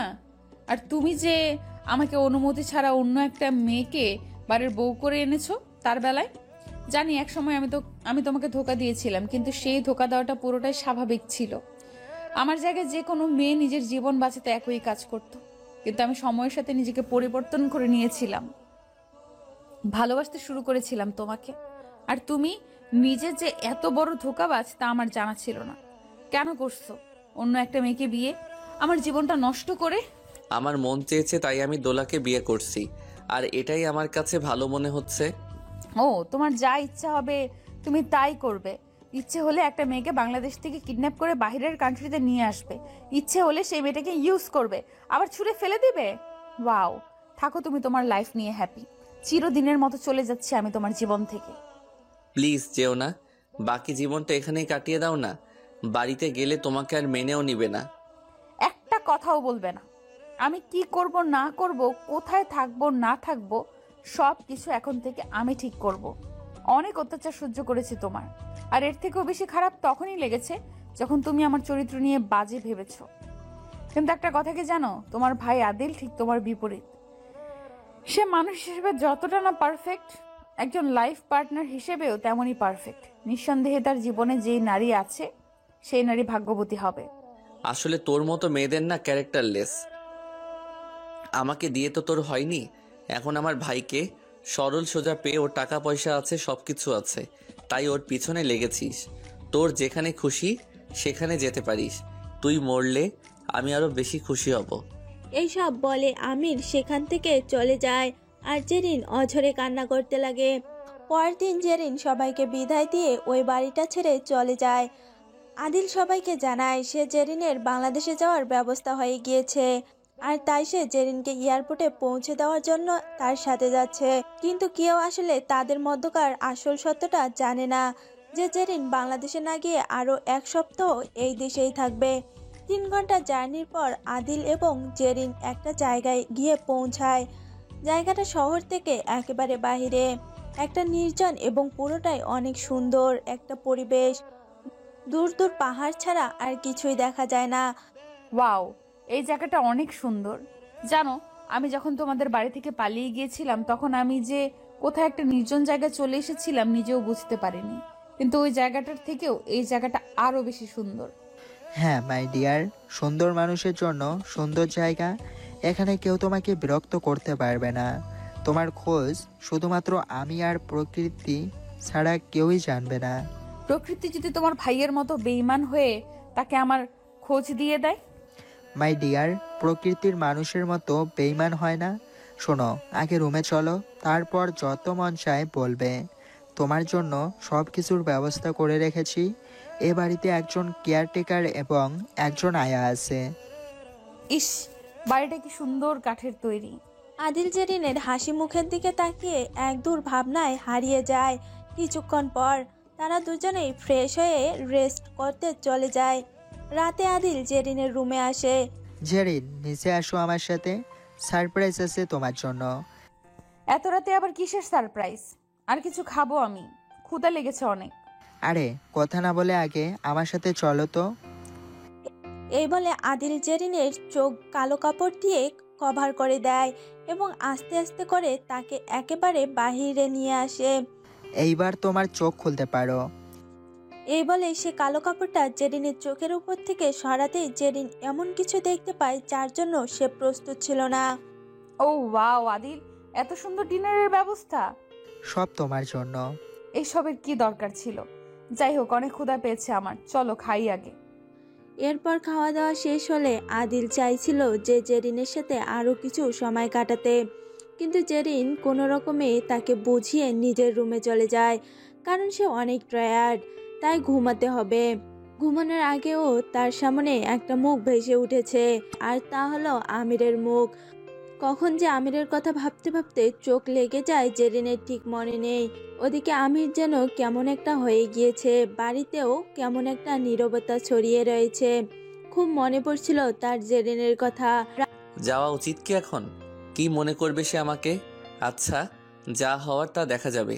একটু খোঁজ নিয়ে আসি ওর। রাত 2:26 হঠাৎ করে কেউ একজন জেরিনের রুমে ঢুকে পড়ে। হঠাৎ সেই লোকটা জেরিনের কাছে গিয়ে ওর গালে হাত রাখতেই জেরিন ধরপড়িয়ে উঠে যায়। কে তুমি? অন্ধকারে তো কিছুই দেখা যাচ্ছে না। এই বলে যখন জেরিন লাইট অন করতে যাবে তখনই ওই লোকটা তাকে ধাক্কা দেয়। ইস, কথা বলো না। আমাকে বুঝে চিনতে পারোনি? কণ্ঠ শুনে জেরিন চিনে ফেলে। আমির, তুমি এখানে? একেবারের জন্য চলে এসেছি তোমার কাছে। যান, আমাকে ক্ষমা করে দাও। আমার ভুল হয়ে গিয়েছে, অনেক কষ্ট দিয়ে ফেলেছি তোমাকে। প্লিজ আমির, কেঁদো না। তুমি নিজের ভুল বুঝতে পেরেছো, এটাই অনেক। জান আই লাভ ইউ, কখনো তোমাকে ছেড়ে যাব না আমি। এটা শুনে জেরিন যখনই আমিরকে জড়িয়ে ধরতে যাবে তখনই সে চিৎকার করে ঘুম থেকে উঠে যায়। চিৎকারের শব্দ শুনে পাশের রুম থেকে আদিল দৌড়ে আসে। কি হয়েছে জেরিন? জানি না, পেটে অনেক জোরে হঠাৎ ব্যথা অনুভব করলাম, প্লিজ পানি দাও আমাকে একটু। আদিল লাইট অন করে জেরিনকে পানি দিয়ে জিজ্ঞেস করে, এত রাত হয়ে গেছে, ঘুমাওনি কেন? ঘুমিয়েছিলাম, অনেক সুন্দর একটা স্বপ্ন দেখছিলাম, হঠাৎ ঘুমের মধ্যে ব্যথা অনুভব করলাম, তাই ঘুমের মধ্যে চিৎকার দিয়ে ফেলি। আচ্ছা, আগে রিল্যাক্স হও প্লিজ। এখন কেমন লাগছে? কাল হসপিটালে নিয়ে যাব, ওকে? না, আমি ঠিক আছি। তুমি কেন ঘুমাওনি? আমি লেট করে ঘুমাই, ফোন টিপছিলাম। যাক, রাত জেগে তো কারো উপকারে আসতে পারলাম। যাই হোক, এখন ঘুমাও তো একটু। এই বলে জেরিন আবারও শুয়ে পড়ে। আমিরের কথা অনেক মনে পড়ছে। আজ তার জীবনে সব কষ্ট, দুঃখ, রাগ, অভিমান ভুলে যদি আমির এভাবে তার কাছে ফিরে আসতো ভালোই তো হতো তখন। ওদিকে আমির এখনো জেরিনের জন্য ছটফট করছে, কিন্তু সে জেরিনের কাছে যেতে পারেনি। কেন জানেন? কারণ দোলা তাকে বাধা দিয়েছে। আর এখন জেরিনের সাথে দেখা করলে হয়তো আরও প্রবলেম তৈরি হতে পারে। সকালে আমির ঘুম থেকে উঠতেই দেখে বাড়িতে বিয়ে বিয়ে একটা ভাব, কিন্তু তার কেন জানি ভালো লাগছে না। কিন্তু কেন? এসবের জন্য সে ওয়েট করছিল। দোলা ও আমিরের বদলে যাওয়াটা লক্ষ্য করছিল, তাই বারবার জেরিনের নামে বাজে কথা সে আমিরকে গিয়ে বলছিল। ছি, কেমন মেয়ে জেরিন! এক ভাইয়ের সাথে রাত কাটিয়ে এখন আরেক ভাইকে ধরেছো। দোলা চুপ, আজে বাজে কথা বলো না। যা সত্য তাই তো বললাম, আমার কি দোষ? হয়েছে? না, কিছুই হয়নি। আমাদের বিয়েটা একবার হলে তারপর শান্তি পাবো। আমিরের এসব শুনতে ভালো লাগছিল না, তাই সে অফিসের জন্য চলে যায়। দুপুরে হাসপাতাল থেকে হঠাৎ আমিরের কাছে কল আসে। তার মা নাকি অসুস্থ, হাসপাতালে নিয়ে যাওয়া হয়েছে। তাই আমির অফিসের সব কাজ ফেলে তাড়াতাড়ি করে তার মাকে দেখার জন্য হাসপাতালে চলে যায়। সেখানে যাওয়ার পর ডাক্তার জানায় যে তার মায়ের তেমন কিছু হয়নি, হঠাৎ করে সুগার কমে যাওয়ার কারণে এই অবস্থা। ডাক্তার কিছু ওষুধের নাম লিখে দেয় প্রেসক্রিপশনে, যা দেখে আমির তাড়াতাড়ি করে কেবিন থেকে বের হয়ে ওষুধগুলো যখনই কিনে আনতে যায় তখনই হঠাৎ করে তার আদিলের সাথে ধাক্কা লাগে। তুই এখানে কি করছিস? আমারও তো সেম প্রশ্ন, তুমি এখানে কি করছো? মাকে হাসপাতালে নিয়ে আসা হয়েছিল, তাই এখানে এসেছি। আল্লাহ, মায়ের কিছু হয়নি তো? না, মা ঠিক আছে। এবার বল, তুই এখানে কি করতে এসেছিস? আর জেরিন কোথায়? জেরিন কোথায় মানে?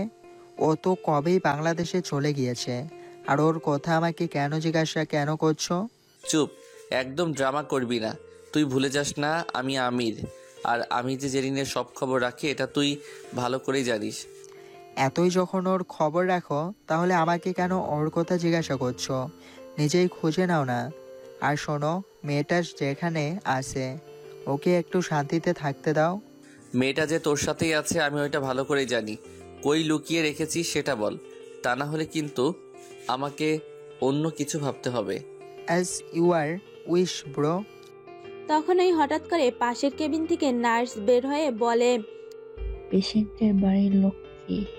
আদিল বলে ওঠে, আমি। আপনাকে ডাক্তার ভেতরে ডাকছে। যা শুনে আদিল ভিতরে চলে যায়। আর তখনই আমির সেখানে যায়। সেখানে গিয়ে আমির অনেক অবাক হয়, কারণ ভিতরে জেরিন ছিল। আমির যখনই জেরিনের কাছে যেতে নেয় তখনই আদিল তাকে বাধা দেয়।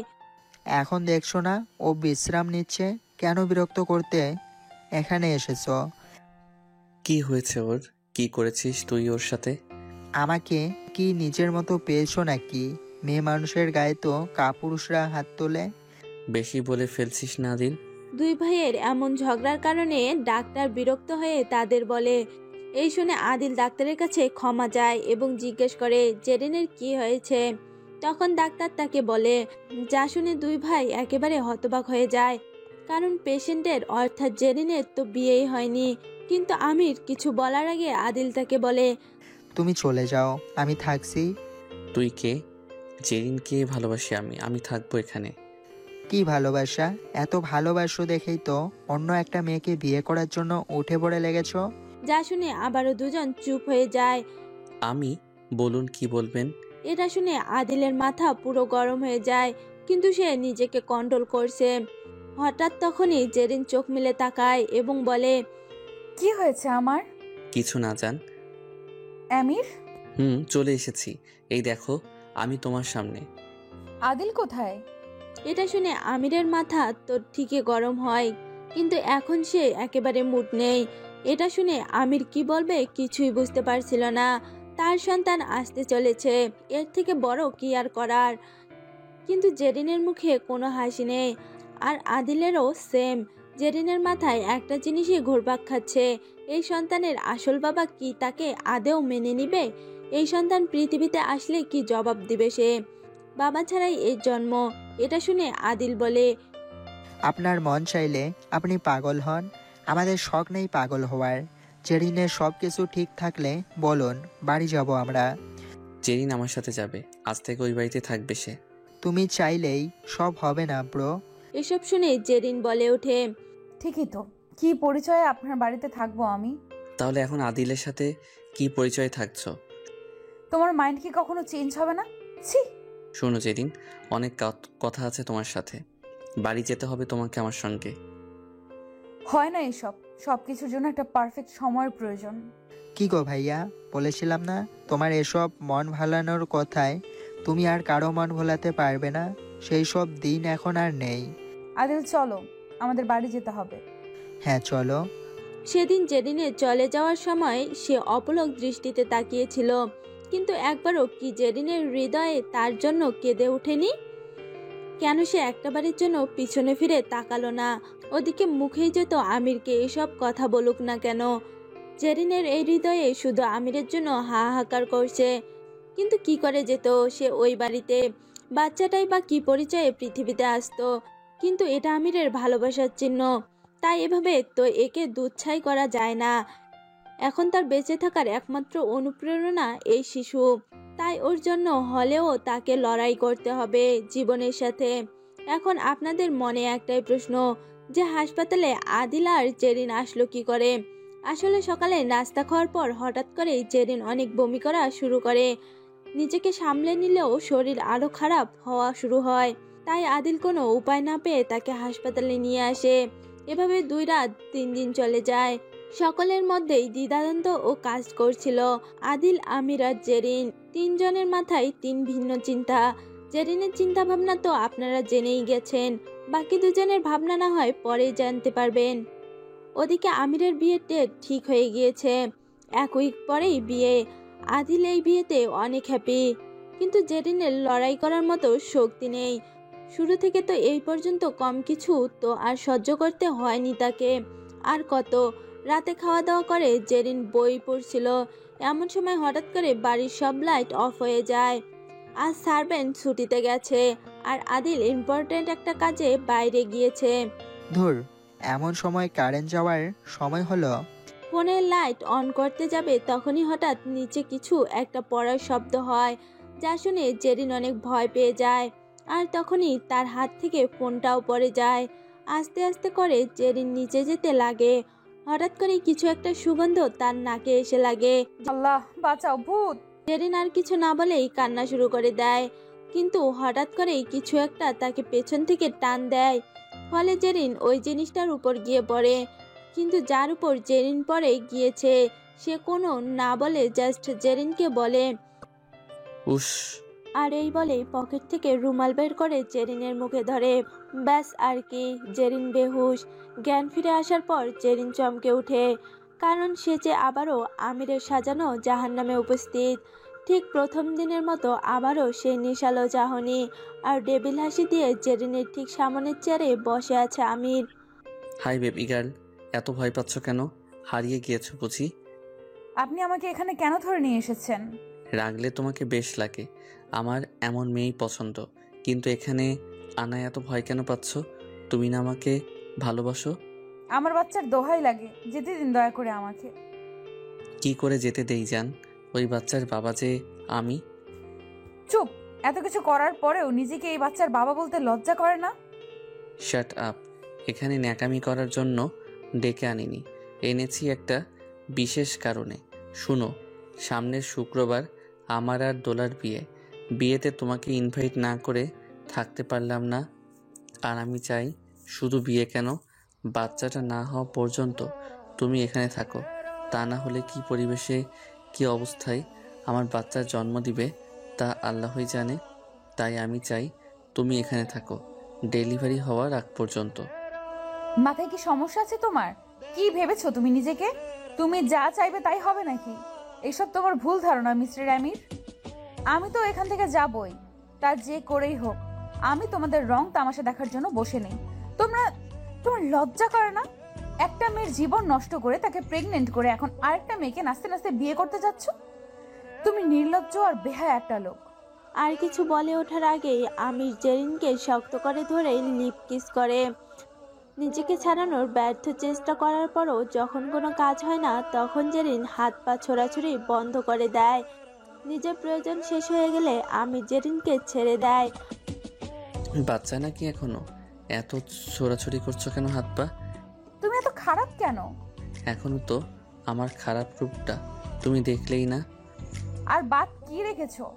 আমির আর জেরিনের কোনো কথা না শুনে তাকে ঘরবন্দি করে সেখান থেকে চলে যায়। আর এইবার পাহারা আরো বেশি করে দেওয়া হয়। এদিকে রাতে আদিল বাড়ি ফিরে এসে জেরিনকে না দেখতে পেয়ে ঘাবড়ে যায়। তার মাথায় একটাই চিন্তা, মেয়েটা গেল কোথায়। বাড়ির কেয়ারটেকারকে জিজ্ঞাসা করার পর উনি বলেন, জানি না স্যার, আমার যে হয়েছিল ঘুমিয়ে পড়েছিলাম নাকি বুঝতে পারছি না, বাট একটা কালো মাস্ক পরা লোক এসেছিল, কিন্তু পরে যে কি হলো কিছুই মনে নেই। আদিলের আর বুঝতে বাকি থাকে না এসব কার কাজ। আদিলের হাতে থাকা ফ্লাওয়ার বাস্কেটটা সে রাগের কারণে সেখানে ফেলে দেয়। এরপর তাড়াতাড়ি করে গাড়ি নিয়ে বেরিয়ে পড়ে। রাতে দোলা আসে জেরিনের রুমে। দেখলে তো কি হলো, রিয়েল লাভ অল টাইম জিতে যায়। অনেক ভালোবাসি আমি আমিরকে। দেখা যাবে কে কাকে ভালোবাসে। কিন্তু একটা কথা কি জানো দোলা, আমার প্রতি আমিরের চোখে যে ভালোবাসা কাজ করে, তার চোখে তোমার জন্য কিন্তু এমন ভালোবাসা আমি দেখতে পাই না। আর শুনতে পেয়েছো তো, আমিরের বাচ্চা আমার গর্ভে। আমিরের নাকি আদিল এর কি জানে, বড় ছোট সবার সাথেই তো শুয়েছো। আর কিছু বলে ওঠার আগেই আমি সেখানে চলে আসে। দোলার এমন কথায় তার প্রচুর রাগ ওঠে। মন যাচ্ছিল এক চড় দিতে। মাথা খারাপ তোমার? একটা কথা কান খুলে শুনে রাখো, আর একদিন যদি এসব কথা বলতে দেখি তোমাকে, সেই দিন আমার থেকে খারাপ আর কেউই হবে না। যেই নিয়ে পেটে আমার অস্তিত্ব রয়েছে, কথাটা যেন মাথায় থাকে। দোলা এসব কথায় একেবারে হিংসায় জলে পুড়ে যাচ্ছিল। কিন্তু কি আর করার, এখন কিছু করতে গেলে যদি আমির বিয়ে ভেঙে দেয়, পরে তো নদীর একুলো যাবে আর ওকুলো না পাবে আমিরকে পটাতে, আর পারবে এই বাড়ির বউ হতে। দোলা চলে যাওয়ার পর আমির জেরিনকে বলে, ওর কথায় কিছু মনে নিও না, ও একটু এমনই। তোমার শরীর ঠিক আছে? আমার আর শরীর? যেখানে মনের কোনো শান্তি নেই সেখানে শরীর দিয়ে হবেটা কি? হয়েছে, তোমাকে সুস্থ থাকতে হবে, আমার বাচ্চার জন্য হলেও।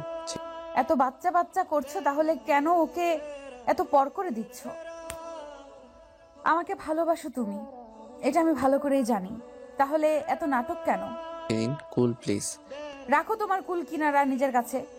আমাকে জ্বলন্ত আগুনে নিক্ষেপ করে এখন কুলকুল করছো। আমির আর কিছু না বলে সেখান থেকে জেরিনকে রেখে চলে যায়। ওদিকে গাড়ির মধ্যে আমিরের রাগ কিছুতেই কমছিল না। ইমির ভাই, আমার কাজটা তুমি ভালো করোনি। আমি কখনো তোমার জন্য নিজের ভালোবাসার মানুষকে পাইনি, না পেয়েছি আমার প্রথম ভালোবাসা, না এখন জেরিনকে পেতে দিচ্ছ। আজ জেরিনকে নিজের মনের কথা খুলে বলার জন্য আমি সব ঠিকঠাক করে ফেলেছিলাম, কিন্তু তুমি সব নষ্ট করে দিয়েছো। এর মাসুল তো তোমাকে দিতেই হবে, যতই বড় ভাই হও না কেন তুমি আমার। বাড়িতে বিয়ের গন্ধ ছড়িয়ে পড়েছে, কি সুন্দর খুশি সবাই। এদিকে আমিরকে কেমন জানি একটা লাগছে, কিছু নিয়ে ভাবছে হয়তো সে। দোলার শখ পূরণ হচ্ছে, আমিরের বাবা মন মতো বউ পাবে। কিন্তু আমির কি জেরিনকে হারিয়ে রিয়েল লাভ পাবে? আর আদিল এসে বাড়িতে চেঁচামেচি শুরু করে দেয়। তার এমন ভয়াবহ রূপ বাড়িতে এর আগে আর কেউ দেখেনি। সে রেগে একেবারে লাল।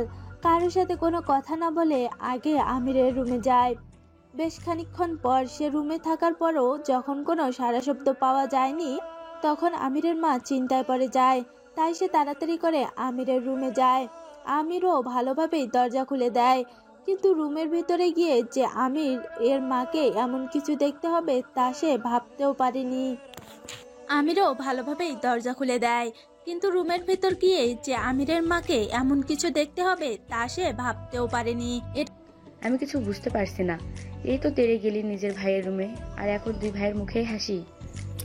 মা, আমি অনেক হ্যাপি, আর সবটাই ভাইয়ার জন্য। কি রে আমির, কি হয়েছে? আদিল কি বলেছে?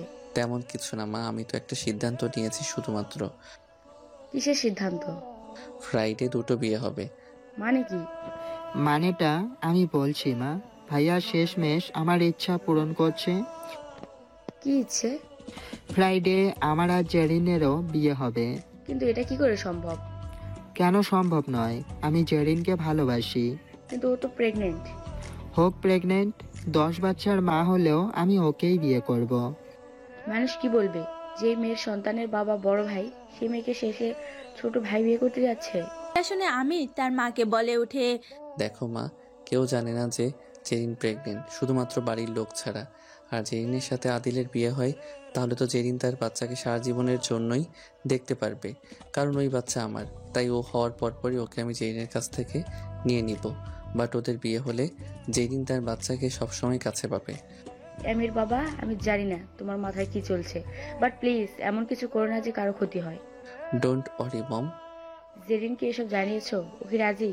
বাট সে রাজি নাকি রাজি না তাতে আমার কিছু আসে যায় না। ডোন্ট কেয়ার মম। ছেলের এমন কথায় আর কিছু বলার সাহস পান না আমিরের মা। মেয়েটার জন্য তার সত্যি মায়া হচ্ছে। নিজের যদি তার কোনো মেয়ে হতো আর তার সাথে যদি এমন কিছু হতো, তাহলে কি এসব সে সহ্য করে নিত? আদিল যখন আমিরের সাথে যেতে নেয়, তখনই আমির তাকে বলে, তুই থাক, আমি কথা বলে আসছি। আমার কি যাওয়াটা দরকার না? না, নিজের রুমে যা। এই বলে আমির জেরিনের রুমের দিকে যেতে নেয়। ওদিকে আদিল যখন নিজের রুমে যাচ্ছিল, তখনই হঠাৎ করে দোলা তার সামনে চলে আসে। আদিল তাকে এড়িয়ে যাওয়ার ট্রাই করে, কিন্তু দোলা পথ আটকায়।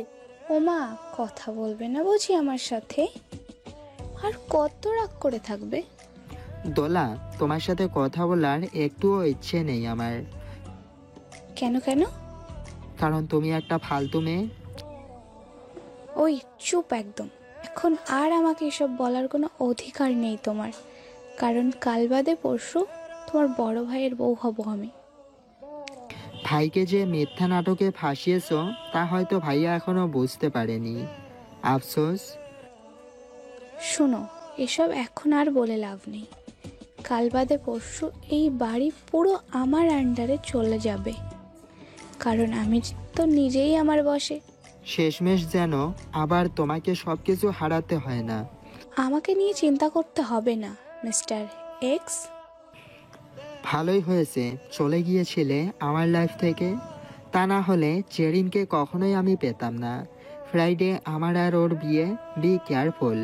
তুমি আর তোমার হবু স্বামী দূরে থাকবে আমার থেকে। আর কি বললে? রাজত্ব করবে এই বাড়িতে? একটা কথা মনে রাখো, আমরা দুই ভাই সমান সম্পত্তির অধিকারী। আর বিয়ে তো আমিও করছি, বউ তো আমারও থাকবে। দেখো ইমির, ভাইয়ের উপর প্রতিশোধ নিতে জেরিন না আবার তোমার খাবারে বিষ মিশিয়ে দেয়। দোলার গা জ্বলে যাচ্ছিল এসব শুনে। সে আর এক মুহূর্ত দেরি না করে সেখান থেকে চলে যায়। কি ভাবছেন, তাদের মাঝে এত কিসের শত্রুতা? আসলে আজ থেকে 4 বছর আগে আদিল আর দোলা একে অপরকে ভালোবাসতো, কিন্তু দোলা আস্তে আস্তে টাকার পাগল হয়ে ওঠে।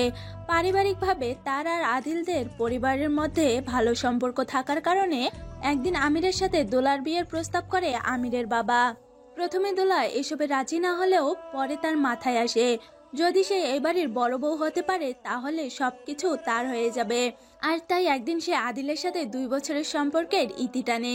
কিন্তু আমিরের মেয়েদের প্রতি ইন্টারেস্ট না থাকার কারণে দোলা কখনোই আমিরের কাছে আসতে পারেনি। ওদিকে প্রথম ভালোবাসার মানুষের এমন বেইমানির কারণে আদিলের মেয়েদের প্রতি ঘৃণা জন্মায়। সে কানাডায় চলে যায়। 2 বছর পর যখন সে বাড়ি ফিরে আসে তখন সে জেরিনকে এই বাড়িতে দেখে। তারপর আর কি, বাকি কাহিনী তো আপনারা জানেনই।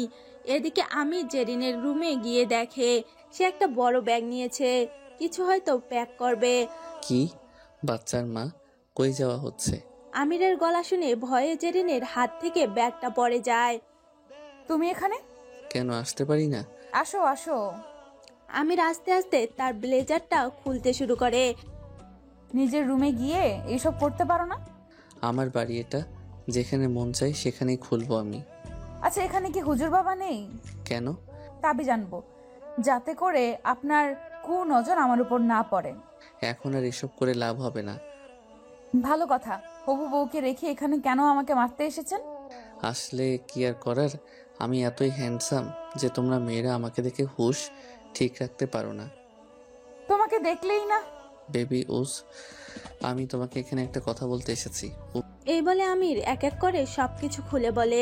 জেরিন, আমি যা বলেছি তা তোমাকে মেনে নিতেই হবে, তা না হলে এর পরিণতি অনেক বাজে হবে। বাচ্চাকে ঠিক রাখতে চাও না?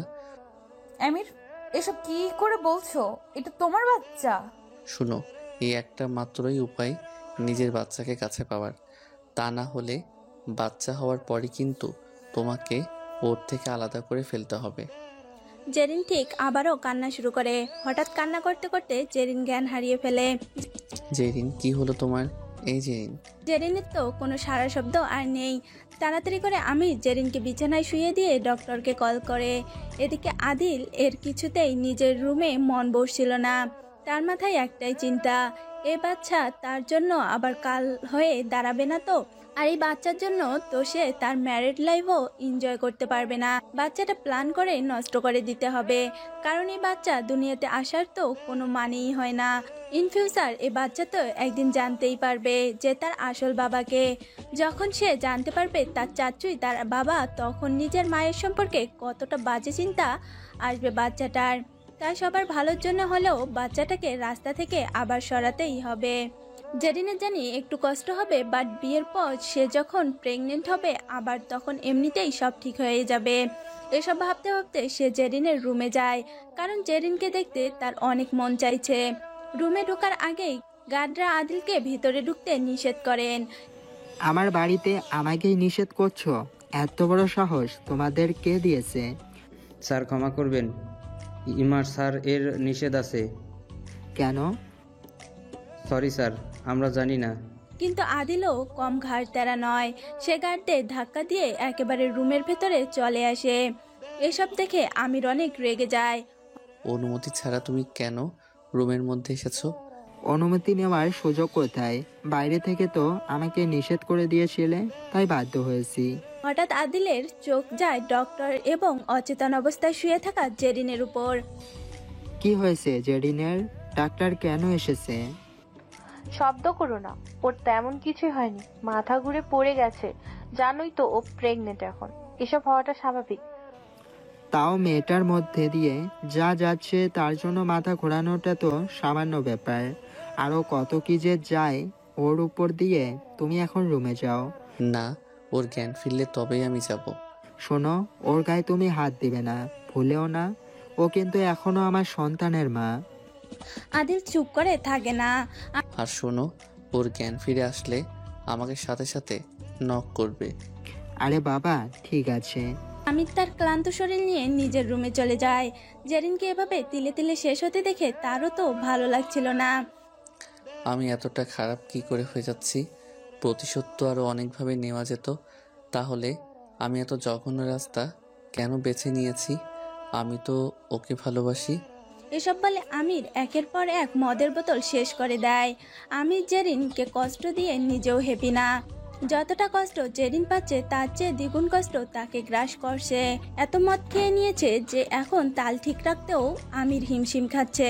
হঠাৎ করে দোলা তার রুমে আসে, কিন্তু আমিরের এসবে হুঁশ না থাকায় সে বুঝতে পারেনি।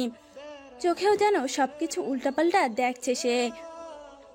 আমির, এ কি অবস্থা? এত ড্রিঙ্ক করেছো কেন ডার্লিং? তুমি এখানে কি করছো? ওমা, কেন? আমি বুঝি আসতে পারি না তোমার কাছে? আমরা 2 দিন পর বিয়ে করব। এখন তো আমি শুধুই তোমার জান। আমার ভালো লাগছে না, আমি ক্লান্ত। জান, এতদিন ধরে ভালোবাসি তোমাকে, একদিনও আমাকে ছুঁয়ে পর্যন্ত দেখোনি, একটা কিসও করনি। আজ প্লিজ দূরে সরিয়ে দিও না। পাগল হয়ে গিয়েছো, নিজের রুমে যাও। আরে, আমার এমন কোন জিনিসটা নেই যে তুমি জেরিনের কাছে যাও কিন্তু আমার কাছে আসো না? কারণ তুমি জেরিন না। দোলা আর কিছু না বলে নিজের জামা আমিরের সামনে খোলা শুরু করে। আজ তোমাকে অনেক ভালোবাসবো, আর কোনো দিন তোমার জেরিনের কথা মনেই পড়বে না। এদিকে জেরিনের জ্ঞান ফেরার পর আদিলকে দেখে তার অনেক লজ্জা করতে শুরু করে। আদিল, তোমাকে দিয়ে আমি এসব আশা করিনি। আমি ভাইয়ের চোখে দেখেছি তোমাকে। প্লিজ এসব আর বলবে না। আমি ভালো আছি, ভালো থাকতে দাও। আসলে কি জানো, আমি তো আর আমার ভাইয়ের মতো তোমাকে কষ্ট দেই না, তাই আমি তোমার চোখে খারাপ। কষ্ট দিলে হয়তো ভাইকে যেমন ভালোবাসো আমাকেও তেমন বাসতে। মাথা নষ্ট হয়ে গেছে তোমারও, বিবেকহীনদের মতো কি সব বলছো। আমার পেটে তোমার ভাইয়ের বাচ্চা, আমার কারো সহায়তা লাগবে না, নিজেই পালতে পারবো ওকে, বাবার কোনো প্রয়োজন নেই। জেরিন, ইনাউস। বারবার এই বাচ্চার কথা ভালো লাগে না শুনতে আমার। নষ্ট করে ফেলো এই বাচ্চা বিয়ের আগেই। আর একটা কথা শুনতে চাই না আমি। দেখি কি করে এই বাচ্চা দুনিয়াতে আসে। একে তো অবৈধ সন্তান, তার জন্য এত কিছু। এই বলে আদিল রেগে নিজের রুমে চলে যায়। এদিকে জেরিন এইসব কিছু আর নিতে পারছিল না। রাত 1টায় জেরিনের খুব আমিরের কথা মনে পড়ছিল, কাছে পাওয়ার ইচ্ছা করছিল, কিন্তু এসব ভেবে কি লাভ। 2 দিন পর সে অন্য নারীর শরীর উপভোগ করবে, ভাবতেও কেমন জানি ঘৃণা লাগে, কিন্তু তাও মনে মনে সাহস করে আমিরের রুমের দিকে যেতে নেয়। ম্যাম কোথায় যাচ্ছেন? রুম থেকে বের হতেই গার্ডের এমন প্রশ্নে ভয় পেয়ে যায় জেরিন। আমিরের কাছে। এত রাতে? এখনই। আমরাও যাব আপনার সাথে। কি আর করার, না নিয়েও উপায় নেই। আমিরের রুমের সামনে আসতে জেরিন দোলার বডিগার্ডকে আমিরের রুমের সামনে দাঁড়িয়ে থাকতে দেখে। আপনি নিজের কাজ ছেড়ে আবার আমিরের সেবা কবে থেকে শুরু করলেন? ম্যাম, ভিতরে দোলা ম্যাম আছে, তাই আমি এখানে। এত রাতে দোলাই এ ঘরে কি করছে? উনি 2 ঘন্টা আগে রুমে ঢুকেছেন, কিন্তু এখনো বের হয়নি। এটা শুনেই জেরিনের ভেতরটা হাহাকার করে ওঠে। আমি ভেতরে যাব। সরি ম্যাম, এত রাতে তাদের ডিস্টার্ব করা যাবে না, আপনি বরং নিজের রুমে যান। জেরিন তাদের কথা না শুনে আরো অনেকক্ষণ দাঁড়িয়ে থাকে, কিন্তু কোনো কাজ না হওয়াতে তাকে রুমে ফিরে যেতে হয়। সারা রাত আমিরের কথা ভেবে 2 চোখের পাতা এক করতে পারেনি জেরিন। ভোরে নামাজ পড়ে 3 বার আরও ওই রুমের কাছে যায়, কিন্তু একই অবস্থা, দরজা খোলার নামই নেই। এভাবে 10টা পেরিয়ে 11টা হয়ে যায়, আমির দোলা কেউ রুম থেকে বের হয় না। খুব চিন্তায় পড়ে যায় জেরিন। ছি আমির, এতটা নিচে কি করে নামলে? এখনো তো ওই মেয়ের সাথে তোমার বিয়েও হয়নি, এখনই শারীরিক সম্পর্ক? রুমের সামনে দাঁড়িয়ে জেরিন সব কিছুই চিন্তা করছিল। হঠাৎ করে রুমের দরজা খুলে আমির ভেতর থেকে বেরিয়ে আসে, আর তখনই আমির জেরিনের মুখোমুখি হয়। এই সময় তুমি কেন দরকার? ছি, তুমি আসলে নোংরা মানুষ। মাইন্ড ইওর ল্যাঙ্গুয়েজ, কি বলছো? একদম চুপ। এই বলে জেরিন আমিরকে ধাক্কা দিয়ে তার রুমের মধ্যে ঢুকে, আর রুমে ঢুকতে জেরিন যা দেখে তা দেখে তার বিশ্বাস ভালোবাসা সব এক নিমিষেই শেষ হয়ে যায়। কারণ কি জেরিন, এত অবাক হচ্ছ কেন? জেরিন অনেক ভয়ঙ্কর দৃষ্টিতে দোলার দিকে তাকিয়ে থাকে। তখনই আমির রুমে এসে জেরিনের হাত ধরে বলে, জেরিন, কি হয়েছে? একদম চুপ আমির, আমার বিশ্বাস ভাঙতে কি একটুও মনের মধ্যে বাধা কাজ করেনি? দোলা এসব দেখে খুব মজা নিচ্ছিল। দোলা, তুমি জেরিনকে কি বলেছো? কি আর বলবো, যা বলার তাই। নাটক বন্ধ করো, এখনো কিন্তু বিয়ে হয়নি, এটা ভুলে যেও না। এটা শুনে দোলা একেবারে চুপ হয়ে যায়। জেরিন, আমি তোমাকে বুঝিয়ে বলছি, আমার সাথে আসো। এই বলেই যখন আমির আবারও জেরিনের হাত ধরে, তখনই জেরিন নিজের হাত ছাড়িয়ে আমিরের গালে এক চড় দেয়, কিন্তু আমির কিছুই বলে না। নিজের 2 হাত দিয়ে জেরিনের গালে আলতো করে হাত দিয়ে বলে, আমি কখনোই তোমাকে ধোকা দেইনি, বিশ্বাস করো। দোলা এমন একটা নাটক সাজিয়েছে যে তুমি মনে করেছো সে সঠিক আর আমি ভুল। আমি ওর সাথে রাত কাটানো কি ছুঁয়ে পর্যন্ত দেখিনি, এমনি কিস করা তো দূরের কথা। তোমার কোনো কথাতেই আমি আর গলবো না, তুমি আমার মনটাকে শেষ করে দিয়েছো। ওয়েট, একটা জিনিস দেখাচ্ছি। এই বলেই আমির তার ফোন ওপেন করে এই রুমের সিসিটিভি ফুটেজটা জেরিনকে দেখায়, যেখানে জেরিন দেখতে পায় কাল রাতে সত্যি দোলা আমিরের কাছে এসেছিল, কিন্তু অনেক কিছু করার পর ও যখন কোনো লাভ হয় না তখন সে রাগের মাথায় অনেক ড্রিঙ্কস করে ফেলে, আর এইসব করেই সে ঘুমিয়ে যায়। সকালে দুজনেই দেরি করে ঘুম ভাঙে, আর তাই দোলা যখন ঘুম থেকে উঠে নিজের গায়ে জামাটা পরতে নেয় তখনই জেরিন এই রুমে আসে। তাকে এমন অবস্থায় দেখে ভুল বুঝে। এদিকে জেরিনের সামনে যেন আসল সত্য বেরিয়ে না আসে, তাই সেও নাটক করা শুরু করে দেয়। নিজের চোখের সামনে সব সত্য দেখার পর জেরিনের নিজের প্রতি অনেক লজ্জা করতে শুরু করে। তাই কোনো কথা না বলে সে তাড়াতাড়ি করে নিজের রুমে দৌড়ে চলে যায়। রুমে আসতেই জেরিন একটা জিনিস ভাবতে লাগে। ছি, না জেনে না শুনে কি নাকি ভেবে বসলাম আমি। কিন্তু তখনই সেখানে আমির চলে আসে। জান, কেন আমাকে বিশ্বাস করো না? আমাকে জান কেন বলছো? তোমার না হবু বউ আছে? রাখো তো। যাও এখান থেকে। সকাল সকাল এত তামাশা আমার ভালো লাগে না। এখন তো আর যেতে পারবো না, কারণ তুমি যে আমাকে না জেনে শুনে ভুল বুঝেছ, তার বদলে তো তোমাকে আমার একটা কথা রাখতেই হবে, তা না হলে তো তুমি ক্ষমা পাবে না। এই বলেই জেরিনকে আমির কোলে তুলে নেয়। কি করছেন? ছাড়ুন। লজ্জা করেন আমাকে ছুতে?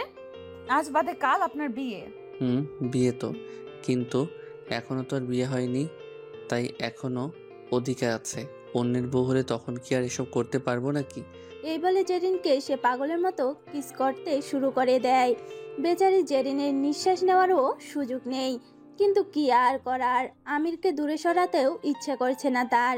আমির যে শুধুই তার। আস্তে আস্তে করে আমির জেরিনের সব জামাকাপড় খুলে ফেলে, জেরিনও একই কাজ করে। দুজনের শরীর আদান প্রদানে মেতে উঠে। 2 ঘন্টা পর আমির ক্লান্ত শরীর নিয়ে বিছানায় শুয়ে পড়ে। ট্রেন একটা কথা কি জানো, ভাগ্যে যা আছে তাই হবে। ছেড়ে চলে যাবে তাই সান্ত্বনা দিচ্ছ, তাই না? আমি কি করে তোমার ভাইয়ের সাথে থাকবো বলো? যে নারীকে তুমি ছুঁয়েছো, ভালোবেসেছো, তাকে যদি তোমার সামনে তোমার ভাই স্পর্শ করে, তখন কি তোমার একটুও খারাপ লাগবে না? আমির আর কিছু না বলে জেরিনের কপালে চুমু দিয়ে নিজের ড্রেস পরে সেখান থেকে চলে যায়। কিছুক্ষণ পর যখন আদিল জেরিনের রুমে যায় তখন সে অনেক অবাক হয়, কারণ ঘুমন্ত জেরিনের গায়ে একটা সাদা ব্ল্যাঙ্কেট ছাড়া আর কিছুই নেই। সারা রাত ঘুমাতে পারেনি বলে নিজের অজান্তেই আমির যাওয়ার পর জেরিন ঘুমিয়ে পড়ে। জেরিনকে দেখে আর আমির এর বুঝতে বাকি থাকে না যে কি হয়েছে, তাই সে আবারও আমিরের কাছে যায়, কিন্তু গার্ডরা জানায় আমির একটা কাজে বাইরে গিয়েছে। রাগের মাথায় নিজের রুমে গিয়ে ভাঙচুর শুরু করে দেয় আদিল। জেরিন, এত ভালোবাসার পরেও তোমার ইমিরের কাছেই কেন যেতে হবে? একটা প্রবলেম আছে যা আমাদের এক হতে কিছুতেই দিচ্ছে না, আর তা হলো ওই বাচ্চা। আমাকে যে করে হোক ওই বাচ্চাকে শেষ করতেই হবে। হঠাৎ তার মাথায় একটা প্ল্যান আসে, আর তাড়াতাড়ি করে সে দোলার কাছে যায়। তোমার একটা সাহায্যের প্রয়োজন। ও মা, আমার এক্স নাকি? প্লিজ, এখন এসব বলার সময় না। শোনো, তুমি কি চাও না জেরিন আর এমির একে অপরের থেকে আলাদা হয়ে যাক? চাই তো, কিন্তু কোনো কিন্তু নেই। একটা কথা ভালো করে শোনো, ওই বাচ্চা হলে কিন্তু কোনো দিনও ইমির আর জেরিনকে আলাদা করতে পারবে না। আর আমার যে ভাই, ওকে তুমি চিনো না। কিন্তু ও তো আমাকে কথা দিয়েছে আমাকে বিয়ে করবে। ইস, রাখো তো। তোমার সাথে যেদিন ফার্স্ট ডেট করেছিলাম সেদিন আমারও তো একে অপরকে কথা দিয়েছিলাম যে আমরা একদিন বিয়ে করব, সংসার হবে আমাদের। রাখা হয়েছে কি সেই কথা? আদিল, শোনো দোলা, সব কথায় না বিশ্বাস করতে হয় না, আর আমি যা বলেছি তা একটু মাথায় রেখো। এই বলে আদিল চলে যায়। আসলে আদিল দোলার দ্বারা নিজের রাস্তা ক্লিয়ার করে নিতে চাইছিল। রাতে আমির এসে বাড়ির সব মানুষকে একত্রে জড়ো করে এবং বলে, আমি বিয়ের কিছু নীতিমালা তৈরি করেছি যা সবাইকে মানতে হবে। প্রথমত, বিয়েটা হবে একেবারে ঘরোয়াভাবে, আর বাসর ঘরে যাওয়ার আগ পর্যন্ত কেউ নিজের বউয়ের মুখ দেখতে পারবে না। আই মিন, বিয়েটাকে একটু ইন্টারেস্টিং করার ট্রাই করছি। দরকার কি ভাইয়া?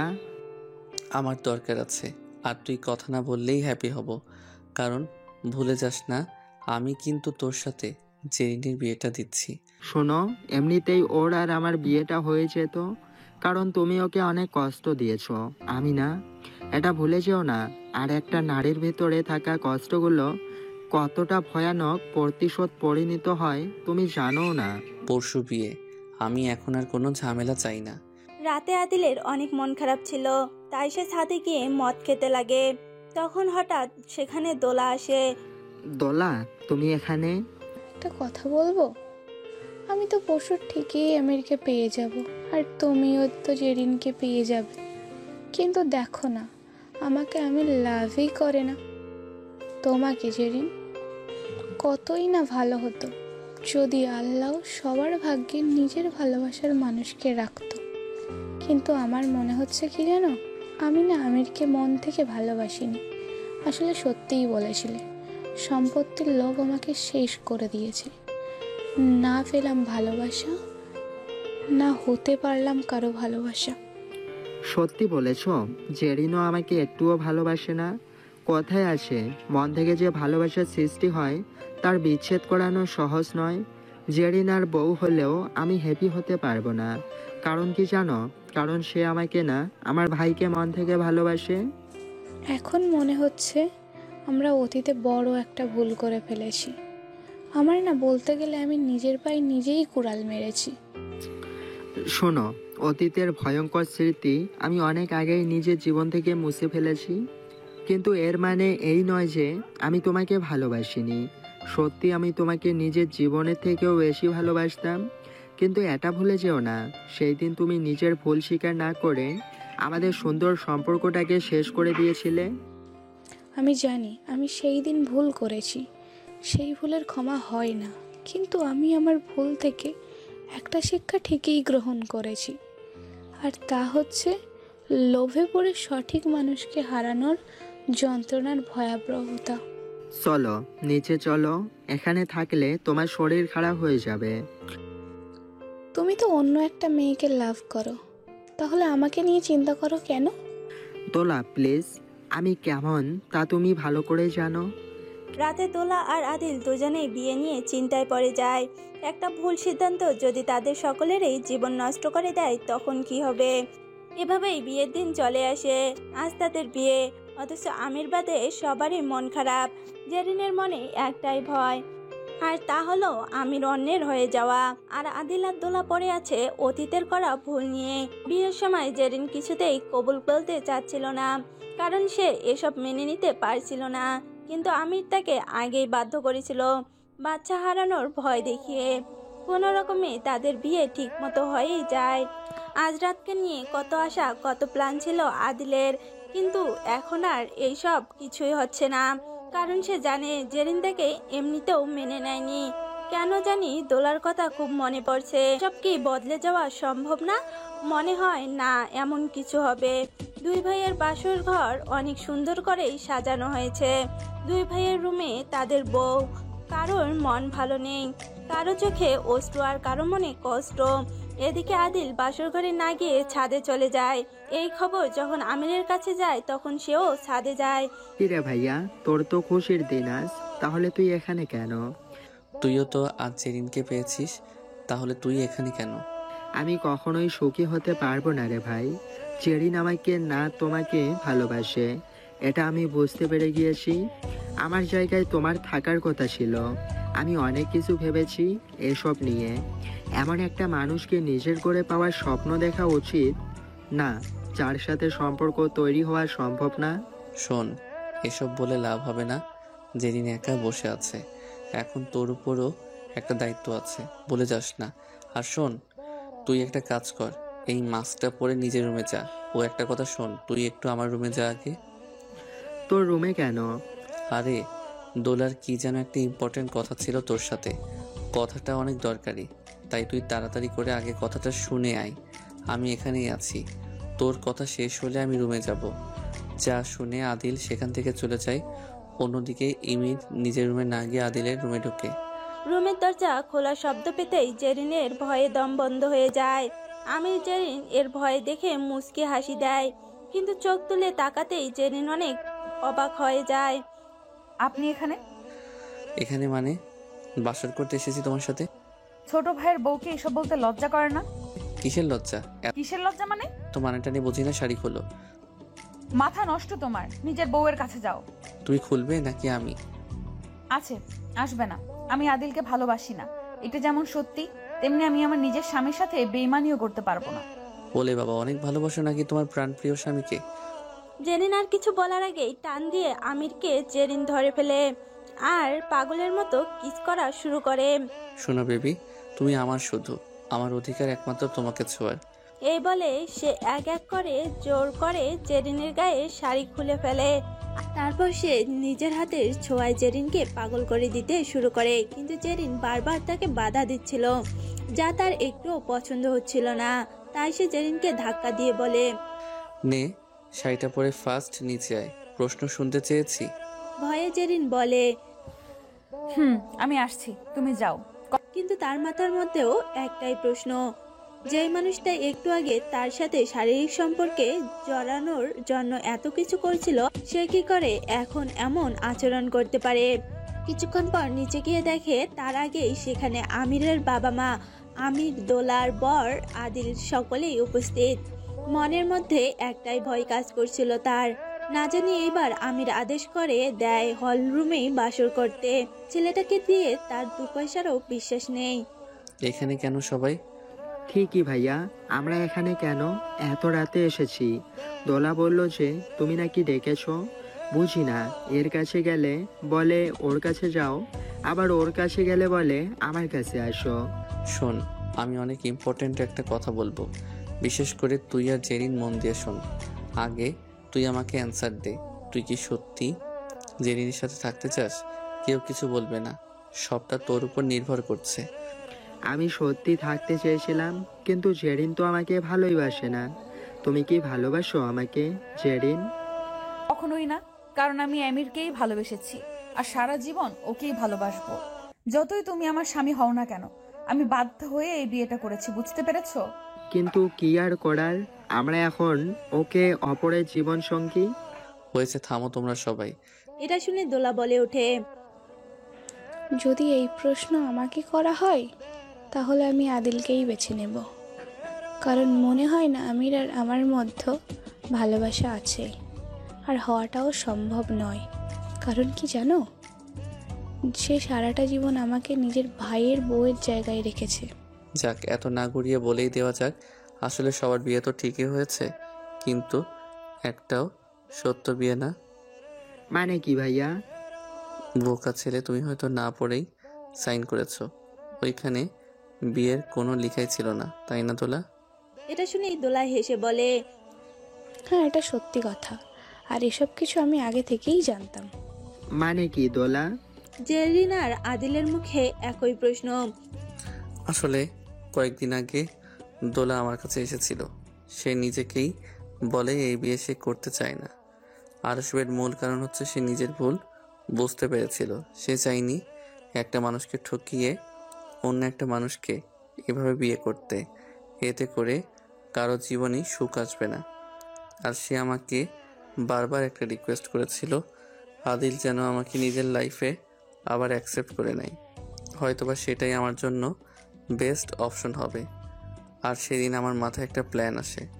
আসলে আমি আগে থেকেই চাইছিলাম যেন কোনো একটা কিছু পরে যেদিন থেকে প্রতিশোধ নেওয়া যাক, আর তাই তাকে কষ্ট দেওয়ার জন্য শুধুমাত্র আমি দোলার সাথে বিয়ে করতে রাজি হয়ে গিয়েছিলাম।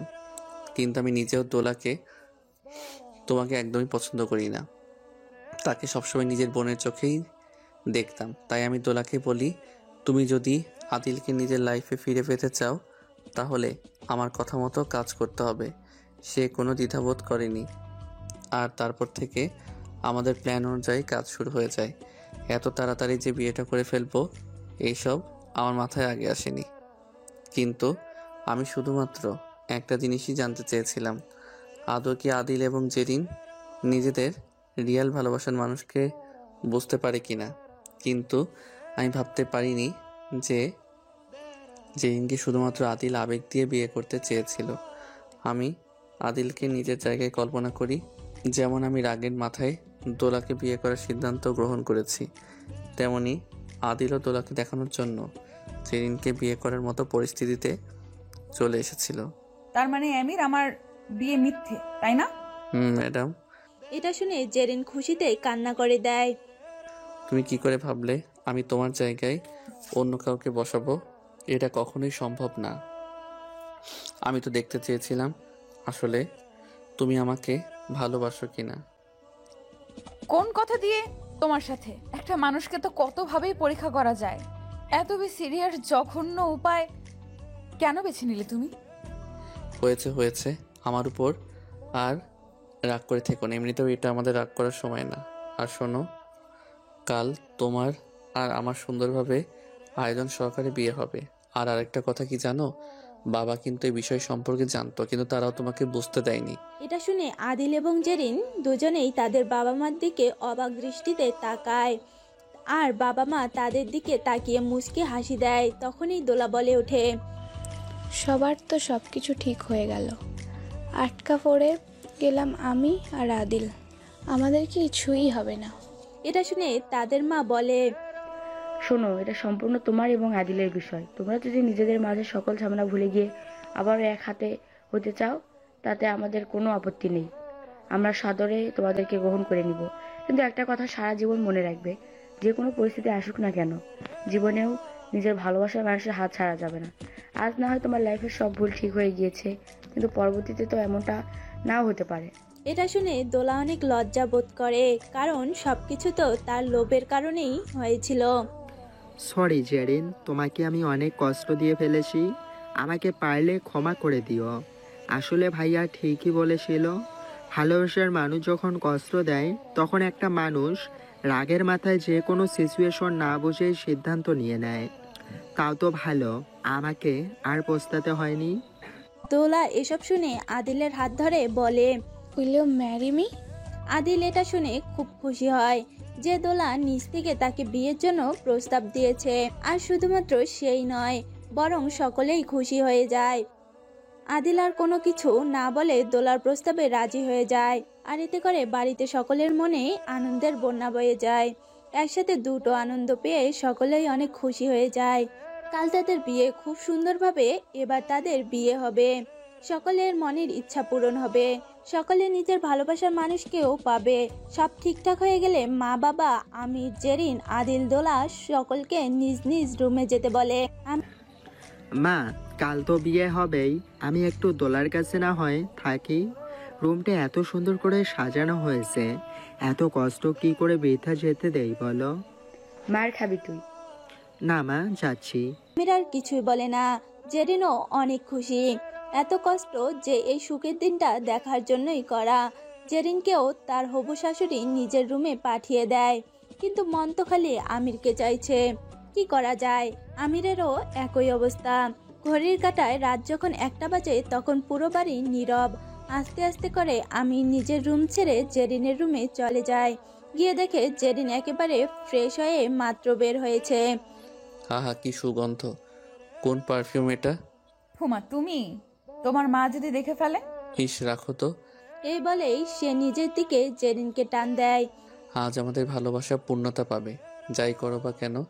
আজ আর ছাড়ো করো না প্লিজ। একদিন তো শান্তিতে একটু আদর করতে দাও আমাকে। এই যাও তো, কোনো আদর হবে না। আগে আমার কিছু প্রশ্নের আনসার দাও তো জান। কি? তুমি দোলার সাথে ইটিস পিটিস করনি তো? হাই সি, নিজের বাচ্চার বাবাকে কেউ এসব জিজ্ঞেস করে? ওয়েট, মজা বোঝাচ্ছি। আরে ছাড়ো প্লিজ, কথা এখনো শেষ হয়নি। কিন্তু আমি জেরিনকে বলে, এই শুনো, তখন অনেক কষ্ট করে তোমার জামাগুলো খুলেছি, এখন আর পারবো না। এখন থেকে নিজেই সব খুলে রেডি থাকবে। দাঁড়াও, তোমার রেডি থাকাচ্ছি। এই বলেই জেরিন আমিরের ঠোঁটে চুমু খেতে লাগে। এত নাটক না করলে তুমি আমার ভালোবাসার কদর বুঝতে না। মানুষ কাউকে হারালেই তার মর্ম বুঝতে পারে। তোমার বেলাতেও তাই হয়েছে। আজ দেখে একটা নাটকের জন্য 4টা মানুষের জীবন পরিপূর্ণ। আদিলও তার ভুল বুঝতে পেরেছে, দোলারও সেম দশা। জানো আমি আদিলকে কি বলেছিলাম? কি গো? বলেছিলাম দোলা তোকে ডাকছে। সে আসলে এসবের কিছুই বুঝতে পারেনি, আর দোলাও জানতো না যে আদিল তার সাথে এমন একটা সময় দেখা করতে আসবে। আমি জাস্ট দোলা আর আদিলকে কথা বলার সুযোগ করে দিয়েছিলাম। কত নাটক রে বাবা। বাই দ্য ওয়ে, তুমি কি অ্যাক্টর নাকি আবার? না, আমি তো তোমার গল্পের ভিলেন হয়েও নায়ক। আমি ভাগ্যে বিশ্বাসী ছিলাম, আমার ভালোবাসা সত্য ছিল, তাই আজ এত সুখ। কিন্তু তুমি যতগুলো কষ্ট দিয়েছো না, সব মনে আছে। একে একে সবগুলো ফিরিয়ে দেব। যাই করো না কেন, কোনো বিয়ের নাটক করো না প্লিজ, অনেক রাগ উঠে যাবে। কিন্তু পরে জানোই তো আমি কিভাবে শাস্তি দেই। হয়েছে, এবার নিজেদের রুমে যান।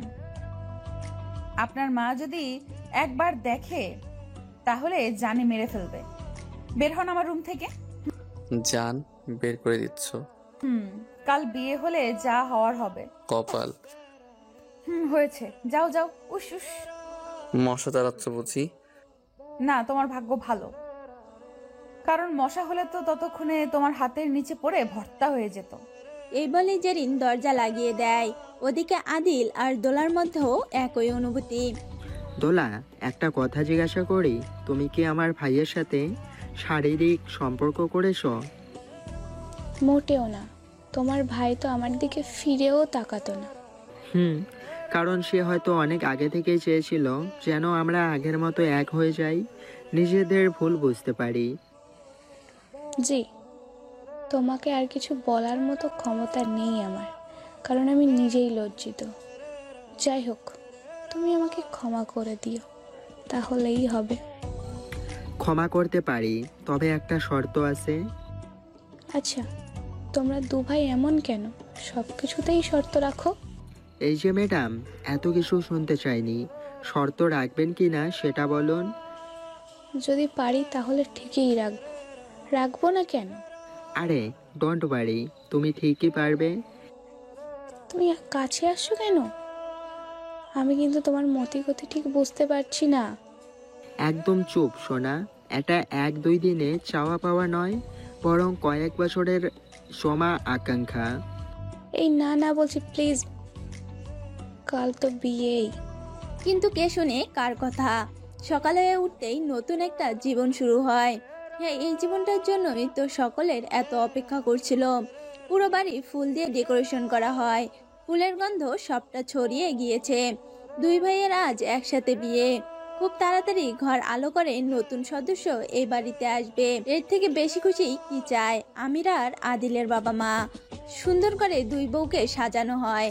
এরপর বিয়ের পালা শুরু। কবুল বলার সময় জেরিনের কলিজা বাবা মার জন্য হাহাকার করে। প্রতিটা মেয়েই পরিবারকে এই সময়টা পাশে চায়। দোলার পাশে তার বাবা মা আছে, কিন্তু তার সাথে কেউ নেই। বিয়ের আসরেই কান্নায় ভেঙে পড়ে জেরিন। হঠাৎ করে পেছন থেকে একটা পরিচিত গলা ভেসে ওঠে। আর কাঁদতে হবে না, দেখ আমরা তো তোর সাথেই আছি। পেছনে ঘুরে তাকাতেই সে অনেক অবাক হয়, কারণ পেছনে সে যে তার বাবা মা আর ছোট ভাই বোনকে দেখতে পাচ্ছে। তোমরা? সারপ্রাইজ! কিছু বলার আগেই কান্নায় আরো ভেঙে পড়ে। বাবা মাও নিজের মেয়ের এমন হাহাকার দেখে নিজেদের আগলে রাখতে পারেননি। এসব দেখে আমিরের মা বলে যে, এই যে সবাই কাঁদলে কি করে হয়, তাও এমন একটা খুশির মুহূর্তে। সবকিছু পরে হবে, আগে বিয়েটা তো হয়ে যাক একবার। জেরিনও তখন নিজেকে সামলে কবুল বলে। যাক, বিয়েটা শেষ হলো শেষ পর্যন্ত। জেরিন ছাড়া আমির যেমন অপূর্ণ, তেমনি জেরিন তাকে ছাড়া সুবাসিন ফুলের মতো। বিয়ে শেষ হয়ে গেলে আমির যখন জেরিনের কাছে আসে, তখন জেরিন তাকে বাবা মার কথা জিজ্ঞেস করে। আমার সারপ্রাইজকে তো তুমি ভয় পাও, তাই সঠিক সিদ্ধান্ত নিয়েছিলাম এমন একটা সারপ্রাইজ দিব যাতে তুমি সারাটা জীবন মনে রাখো। আসলে আমি অনেক আগে থেকে তোমার পরিবারের সাথে যোগাযোগ করার চেষ্টা করেছিলাম। প্রথম দিকে তারা সবটা মেনে না নিলেও শুধুমাত্র তোমার কথা চিন্তা করে তারা নিজেদের সব রাগ অভিমানকে বিসর্জন দিয়ে আমার সাথে এখানে আসতে হয়। হঠাৎ তখনই সেখানে জেরিনের বাবা মা আসে। হ্যাঁ মা, তোর জন্য এখানে আসা, কিন্তু আমরা অনেক খুশি যে তুই ঠিকঠাক আছিস। আমরা খবর পেয়েছিলাম তুই নাকি কোনো মাফিয়া চক্রের হাতে পড়েছিস, সেখান থেকে নাকি কেউ বেঁচে ফিরতে পারে না। সবাই বলেছিল তুই বেঁচে নেই। এসব শুনে যে কি করে এক একটা দিন আমরা কাটিয়েছি তা শুধুমাত্র আমাদের রবি জানে। তবুও মনে বিশ্বাস হারায়নি। কিন্তু আমির তোমাদের কি করে এখানে আনলো? এটা শুনে আমির জেরিনের কানের কাছে এসে বলে। ওটা আমি রাতে তোমাকে আনবক্সিং করতে করতে না হয় বলবো। এটা শুনে জেরিন অনেক লজ্জা পায়। তখন জেরিন এর বাবা মাও বলে, এসব নিয়ে পরে ঠান্ডা মাথায় কথা বলবো আমরা, তুই এখন রুমে গিয়ে রেস্ট নে। আমির জেরিনের হাত ধরে তাকে রুমে দিয়ে আসে। বউ যা রেস্ট করার এখান করে নাও, আজ রাতে কিন্তু কোনো ঘুম নেই। আয় দেখবো নি, বাট তুমি কোথায় যাও? একটু পরেই তো আমার লাইফে অন্য কারো শাসন চলবে, তাই যতটা হাতে সময় আছে একটু চিল করে নেই। জেরিন আর কিছু না বলে মুচকি হাসি দিয়ে দরজা বন্ধ করে দেয়। ওয়াশরুম থেকে ফ্রেশ হয়ে একেবারে রেড কালারের নাইটিটা পরে বের হয়। ওমা, তুমি এসে পড়েছো? তাই বুঝি? এই বলেই জেরিনকে একটানে নিজের কাছে নিয়ে আসে। জেরিনের নিঃশ্বাসের শব্দ আমিরকে আরো পাগল করে তুলছিল। আমির জেরিনকে শক্ত করে ধরে পাগলের মতো কিস করা শুরু করে। আমিরের ঠোঁটের ছোঁয়া জেরিনের ঠোঁট ছাড়িয়ে সারা শরীরে ছড়িয়ে পড়ে। শুধু ঠোঁট নয়, হাত দুটোও চলছে পোশাক খোলায়। একসময় আমির জেরিনকে বিছানায় শুয়ে দেয়, তারপর আলমারি থেকে কিছু একটা বের করে। মনে আছে এগুলোর কথা? থাকবে না কেন? আজ আমি পরিপূর্ণ তৃপ্তি গ্রহণ করব তোমার। এই বলেই সে আগের মতো জেরিনের হাত হ্যান্ডস্কাপ দিয়ে আটকে দেয়, আর তারপর পা দুটো টেলিস্কোপিক টিউব দিয়ে। আর জেরিন বাধা দিচ্ছে না, বরং নিজেও ভালোবাসার স্বাদ গ্রহণ করে যাচ্ছে। হাত পা বেঁধেই হায়নার মতো সে জেরিনের উপর ঝাঁপিয়ে পড়ে। বাকিটা না হয় আপনারাই বুঝে নিন। এভাবেই 2 দিন চলে যায়। এখন জেরিন জানে যে কিভাবে তার বাবা মাকে এখানে এনেছে। আসলে জেরিন যখন রাগ করে এই বাড়ি ছেড়ে চলে গিয়েছিল, তখন আমির তাকে তেমন ভাবে বাধা দেয়নি। তার একটাই কারণ, আর সেটা হচ্ছে সে বাংলাদেশে গিয়ে জেরিনের বাবা মায়ের সাথে গোপনে কথা বলবে দেখে। জেরিন চলে যাওয়ার পর আমির ঠিকই তাই করে। প্রথমে আমিরের কথা কেউ বিশ্বাস না করলেও পরে জেরিনের কিছু ভিডিও ক্লিপস দেখে তারা মেনে নেয় যে আমির সত্য কথাই বলছে। শুধুমাত্র মেয়েকে ফিরে পাবে এই আশায় তারা কোনো কিছু না ভেবেই এতটা পথ পাড়ি দিতেও রাজি হয়ে যায়। বিয়ের 2 দিন আগেই তাদের বিদেশে আনা হয়, কিন্তু কেউ যেন তাদের কথা না জানতে পারে, তাই আমি নিজের গেস্ট হাউসে তাদের রেখেছিল।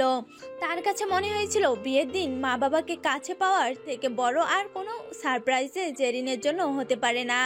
আর ঠিক তাই ঘটে। এখন তাদের হানিমুনের প্ল্যান চলছে। 2 ভাই একসাথে হানিমুনে যাবে। জেরিন, হানিমুনে কোথায় যেতে চাও? একটা জায়গায় যেতে চাই আমি, যদি তুমি আমাকে অনুমতি দাও তবেই। তোমার একটা কথাতে আমি সব করতে রাজি তোমার জন্য, একবার বলে তো দেখো। বাংলাদেশ যাব, আমি নিজের দেশকে অনেক মিস করছি। সবাই বেশ অবাক হয়, কিন্তু জেরিনের কথায় সবাই খুশি হয়ে যায়। তো কথায় কথায় আমিরের মা দোলাকে জিজ্ঞেস করে, কি গো জেরিন, তোর নিজের হানিমুন প্লেস ঠিক করে ফেলেছো? তুমি কি ঠিক করলে? আমিও বাংলাদেশেই যাব, সেখানে 1 উইকের মতো হানিমুন এনজয় করে না হয় অন্য কোথাও ঘুরতে যাব। আসলে জানেনই তো, ছোটবেলায় আমি বিদেশ চলে এসেছি পরিবারের সাথে, তারপর আর কোনোদিন যাওয়া হয়নি। আসলে এই কথাই রইল, তোমরা সবাই একসাথে বাংলাদেশে গিয়ে হানিমুন এনজয় করো। আর তুমি মা দোলা, আমি চাই হানিমুন থেকে আসার পর তুমি একটা সুখবর নিয়ে আসো। এটা শুনে দোলা অনেক লজ্জা পায়, আর আদিলও একটু একটু পাচ্ছিল আর কি। তো সবকিছু খুব তাড়াতাড়ি অ্যারেঞ্জমেন্ট করে ফেলে আমির। জেরিনের বাবা মাও তাদের সাথে বাংলাদেশ যায়, সেখানে তাদের হানিমুন অনেক সুন্দর কাটে। একদিন জেরিন আর আমির রাতে রাস্তায় হাঁটতে বের হয়। জানো জান, আমি খাওয়া দাওয়া করলে একটু আর লড়চড় করতে পারি না, না হাঁটলে শান্তি পাই না। তাই তো তোমাকে নিয়ে হাওয়া খেতে বের হয়েছি। আজ একটু শান্তি পাচ্ছি। কেন, সব সময় কি অশান্তিতে থাকো? আরে তেমন কিছু না, তোমার বডিগার্ডদের ভাগ্যিস দূরে দাঁড় করিয়ে রেখেছো, তা না হলে তো গা ঘেঁষে দাঁড়িয়ে থাকে। দায়িত্ব ওদের। আমার তো মাঝে মাঝে মনে হয় ওগুলো বডিগার্ড না, আমার সতীন। ছি, যাও তো। আমিরের এমন মুখের রিয়াকশন দেখে জেরিন আর না হেসে পারে না। ওয়েট বেবি, একটা কল এসেছে, তুমি এখানে থাকো, আমি আসছি। জেরিন ভালো মেয়ের মতো রাস্তার কোণে দাঁড়িয়ে থাকে। হঠাৎ তখনই পেছন থেকে জেরিন বলে কেউ একজন ডাক দেয়, যা দেখে জেরিন পেছনে তাকাতেই অনেক অবাক হয়। তুমি এখানে? অনেক খুঁজেছি তোমাকে, পাগলের মতো করে খুঁজেছি। আমি আর কোনোদিন তোমাকে চোখের আড়াল হতে দেব না। অনেক দেরি হয়ে গিয়েছে। মানে? জেরিন কিছু বলে ওঠার আগেই আমির তার কাছে আসে। কে উনি? আমি ওর হাজবেন্ড। হোয়াট? মানে কি? আর আমি প্রেগনেন্টও। ভুলে যাও আমাকে জীবনে একটা দুঃস্বপ্ন ভেবে। হ্যাঁ, তুমি সত্যিই আমার জীবনে প্রথম ভালোবাসা ছিলে, কিন্তু ভাগ্যে যা ছিল তাই হয়েছে। যাই হোক, বাই। নতুন করে তুমি জীবন শুরু করলে আমি অনেক বেশি হ্যাপি হব। আমিরও সবটা বুঝতে পেরে যায়, তাই আর কোনো কথা না বলে জেরিনকে নিয়ে সেখান থেকে চলে যায়। নির্বাক দৃষ্টিতে আয়মান জেরিনের দিকে তাকিয়ে থাকে। তার স্বপ্নের মেয়েটা আজ অন্য কারোর। এভাবেই 15 দিন মতো বাংলাদেশে থাকার সুযোগ হয় জেরিনের। আয়মানের আর খোঁজ পায়নি জেরিন। আর দোলা এবং আদিল 7 দিন বেরিয়েই সুইজারল্যান্ড ঘুরতে চলে গিয়েছিল। এদিকে আমিরের সব কাজ পড়ে আছে। তাইমন না চাইলেও জেরিনকে ফিরে যেতে হয়। সব মেয়ে এই সময়টা মায়ের বাড়িতে কাটাতে চায়, কিন্তু এখানে ডিস্টেন্সটা একটু বেশি। যাই হোক, বেড়ানো শেষ করে আবারও নিজেদের বাড়ি ফিরে যায় তারা। এভাবেই দিন কাটতে লাগে। দেখতে দেখতে 7 মাস পেরিয়ে যায়। ডেলিভারি হতে আর বেশি দিন বাকি নেই। জানো আমির, দোলা আর আদিলের নাকি আজকের দিনেই প্রথম রিলেশন শুরু হয়েছিল। এখনো তারা সেই দিনটাকে মনে রেখেছে। আর দোলা আদিলকে সারপ্রাইজ দেওয়ার জন্য রাতে একটা পার্টির আয়োজন করেছে। কোথায় হবে? আরে ছাদে হবে, কারণ আমি বলে দিয়েছি বাইরে যেতে পারবো না, শরীর চলে না আমার। আচ্ছা ঠিক আছে, আমি তাড়াতাড়ি আজ বাড়ি ফিরে আসবো। এই বলে সে জেরিনের কপালে আর পেটে চুমু দিয়ে অফিসে চলে যায়। আর আদিল এবং তার বাবাও তার সাথেই অফিসে যায়। রাতে সবাই বাড়ি ফিরলে আদিলকে দোলা সহ বাকিরা সুপারিশ দেয়। হায় আল্লাহ, আমার তো মনেই নেই। হঠাৎ জেরিনের জানি কেমন পেন ফিল হয়। প্রথম দিকে কম হলেও আস্তে আস্তে বেড়ে যায়। আমির, পেটে অনেক পেইন করছে, আমি পারছি না আর। তাড়াতাড়ি করে জেরিনকে হাসপাতালে নিয়ে যাওয়া হয়। সকলের মাথায় টেনশন, কারণ জেরিনের ডেলিভারি পেন শুরু হয়েছিল। আর তাই তাকে ওটিতে নিয়ে যাওয়া হয়। ঘন্টার পর ঘন্টা বাইরে ওয়েট করার পর এক সময় ভেতর থেকে ডাক্তার বেরিয়ে আসে। কনগ্রাচুলেশন মিস্টার ইমির, আপনার ফুটফুটে একটা মেয়ে হয়েছে। এইনো কেমন আছে? চিন্তা করবেন না, নর্মাল ডেলিভারি হয়েছে, মা সন্তান সবাই সুস্থ। এক এক করে ভিতরে যায়। আদিল এই নিউজ ফোন করে জেরিনের পরিবারকেও জানিয়ে দেয়। সবাই অনেক খুশি হয়ে যায়। সব ঠিকঠাক করে যখন জেরিনকে কেবিনে আনা হয়, তখন সবাই এক এক করে ভেতরে আসে। মেয়েটা দেখতে একদম তোমার মতো সুন্দর হয়েছে জান। হ্যাঁ, কিন্তু স্বভাব পেয়েছে তোমার। কেন, আমি কি করলাম আবার? দেখো না, তোমার যেমন ধৈর্য নেই, এরও ঠিক একই অবস্থা। সময় হওয়ার আগেই চলে এসেছে। মাকে একটু পার্টিটা অ্যাটেন্ড পর্যন্ত করতে দিল না, এনজয় পর্যন্ত করতে দেয়নি। সরি দোলা আর আদিল, তোমাদের পার্টিটা নষ্ট হয়ে গেল। আরে কি সব যে বলো, এই বাচ্চাটার থেকে আর বড় এনজয় কি হতে পারে? যাই হোক, ও কিন্তু অনেক কিউট। ইস, আমার তো ওকে ছেড়ে যেতে ইচ্ছেই করছে না। কি আদিল, তুমি চুপ করে আছো কেন? না, তেমন কিছু হয়নি। চাচু ভাইয়ের ফিলিংসটাই আলাদা। মনে মনে আদিল অনেক গিল্টি ফিল করছে। কি করে একদিন সে এই নিষ্পাপ শিশুটিকে মেরে ফেলার কথা মুখে এনেছিল। হঠাৎ করে দোলা আদিলের হাত ধরে বলে, যেহেতু এখানে আছে তাহলে তোমাকে আরেকটা সারপ্রাইজ তো দেওয়াই যায়। মানে আবার কিসের সারপ্রাইজ দিবে? আমি প্রেগনেন্ট। এই বলেই সে প্রেগন্যান্ট নিউজটা আদিলের হাতে দেয়। সবাই যেমন বেশি খুশি ছিল, তেমনি আরো অনেক বেশি খুশি এবং অবাক হয়। আল্লাহ, আজ দেখো শুধু হ্যাপি আর হ্যাপি নিউজ আসছে। আমার ছেলে নাতনি আর বোমাদের উপর যেন কারো নজর না লাগে। হঠাৎ করে জেরিনের ফোনে একটা ভিডিও কল আসে। ফোনটা আমিরের কাছে ছিল। হ্যালো ইমির। তুমি আয়মান না? জি, একটু আগেই গুড নিউজটা পেলাম। শুভেচ্ছা তোমাকে। থ্যাঙ্কস। ফোনটা কি জেরিনের কাছে দেওয়া যাবে? আমির ফোনটা জেরিনের কাছে দিতে আয়মান তাকে বলে, তুমি এভাবে সব সময় সুখী হও। আর একটা খবর দেওয়ার আছে তোমাকে। আমার সামনের সপ্তাহে বিয়েতে তুমি থাকলে অনেক খুশি হতাম, কিন্তু আমি জানি তোমার শরীরের কন্ডিশন এখন ভালো নেই। শুনে অনেক খুশি হলাম তুমি বিয়ে করেছো। কারো জন্য কারো জীবনকে থামিয়ে রাখা উচিত নয়। আর আমার মেয়ের জন্য দোয়া করবে। কথা বলা শেষ হয়ে গেলে আমির সবার সামনে জেরিনকে বলে, আজ আমাদের জীবন পূর্ণতা লাভ করেছে। ঘর আলো করে মেয়ে এসেছে। এখন মনে হচ্ছে জীবনে আর কোনো কিছু চাওয়ার পাওয়ার নেই, সব পেয়ে গিয়েছি আমি। জীবনের শেষ মুহূর্ত পর্যন্ত আমি তোমাদের দুজনের পাশে সব সময় থাকবো। এই বলেই সে জেরিনার নিজের মেয়ের কপালে চুমু দেয়। সবাই এতে অনেক খুশি হয়। হ্যাঁ, এইভাবেই সেই দিনে সেই টক্সিক লাভারটা আজ জেরিনের জীবনের সবচেয়ে গুরুত্বপূর্ণ মানুষের তালিকায় অন্যতম হয়ে দাঁড়িয়েছে। এইভাবেই তারা নিজেদের গল্প চালিয়ে যাবে। তাদের মেয়ে সুন্দর একটা নাম রাখবে। একদিন দোলা আর আদিলের ঘরেও কোনো এক অতিথি আসবে। কারো লাইফ থেমে থাকবে না। হয়তো এভাবেই তাদের সকলের ভালোবাসা দিন দিন বৃদ্ধি পাবে। মোরাভার এত ঝামেলার পরও যে তারা দুজন এক হতে পেরেছে, সেটাই অনেক। কথায় আছে না, কাউকে মন থেকে চাইলে তাকে একদিন না একদিন ঠিকই পাওয়া যায়। যদিও ভাগ্যটা অনেক বেশি গুরুত্বপূর্ণ। যাই হোক, এভাবেই জেরিন এবং আমিরের লাভ স্টোরি হ্যাপি এন্ডিং হয়।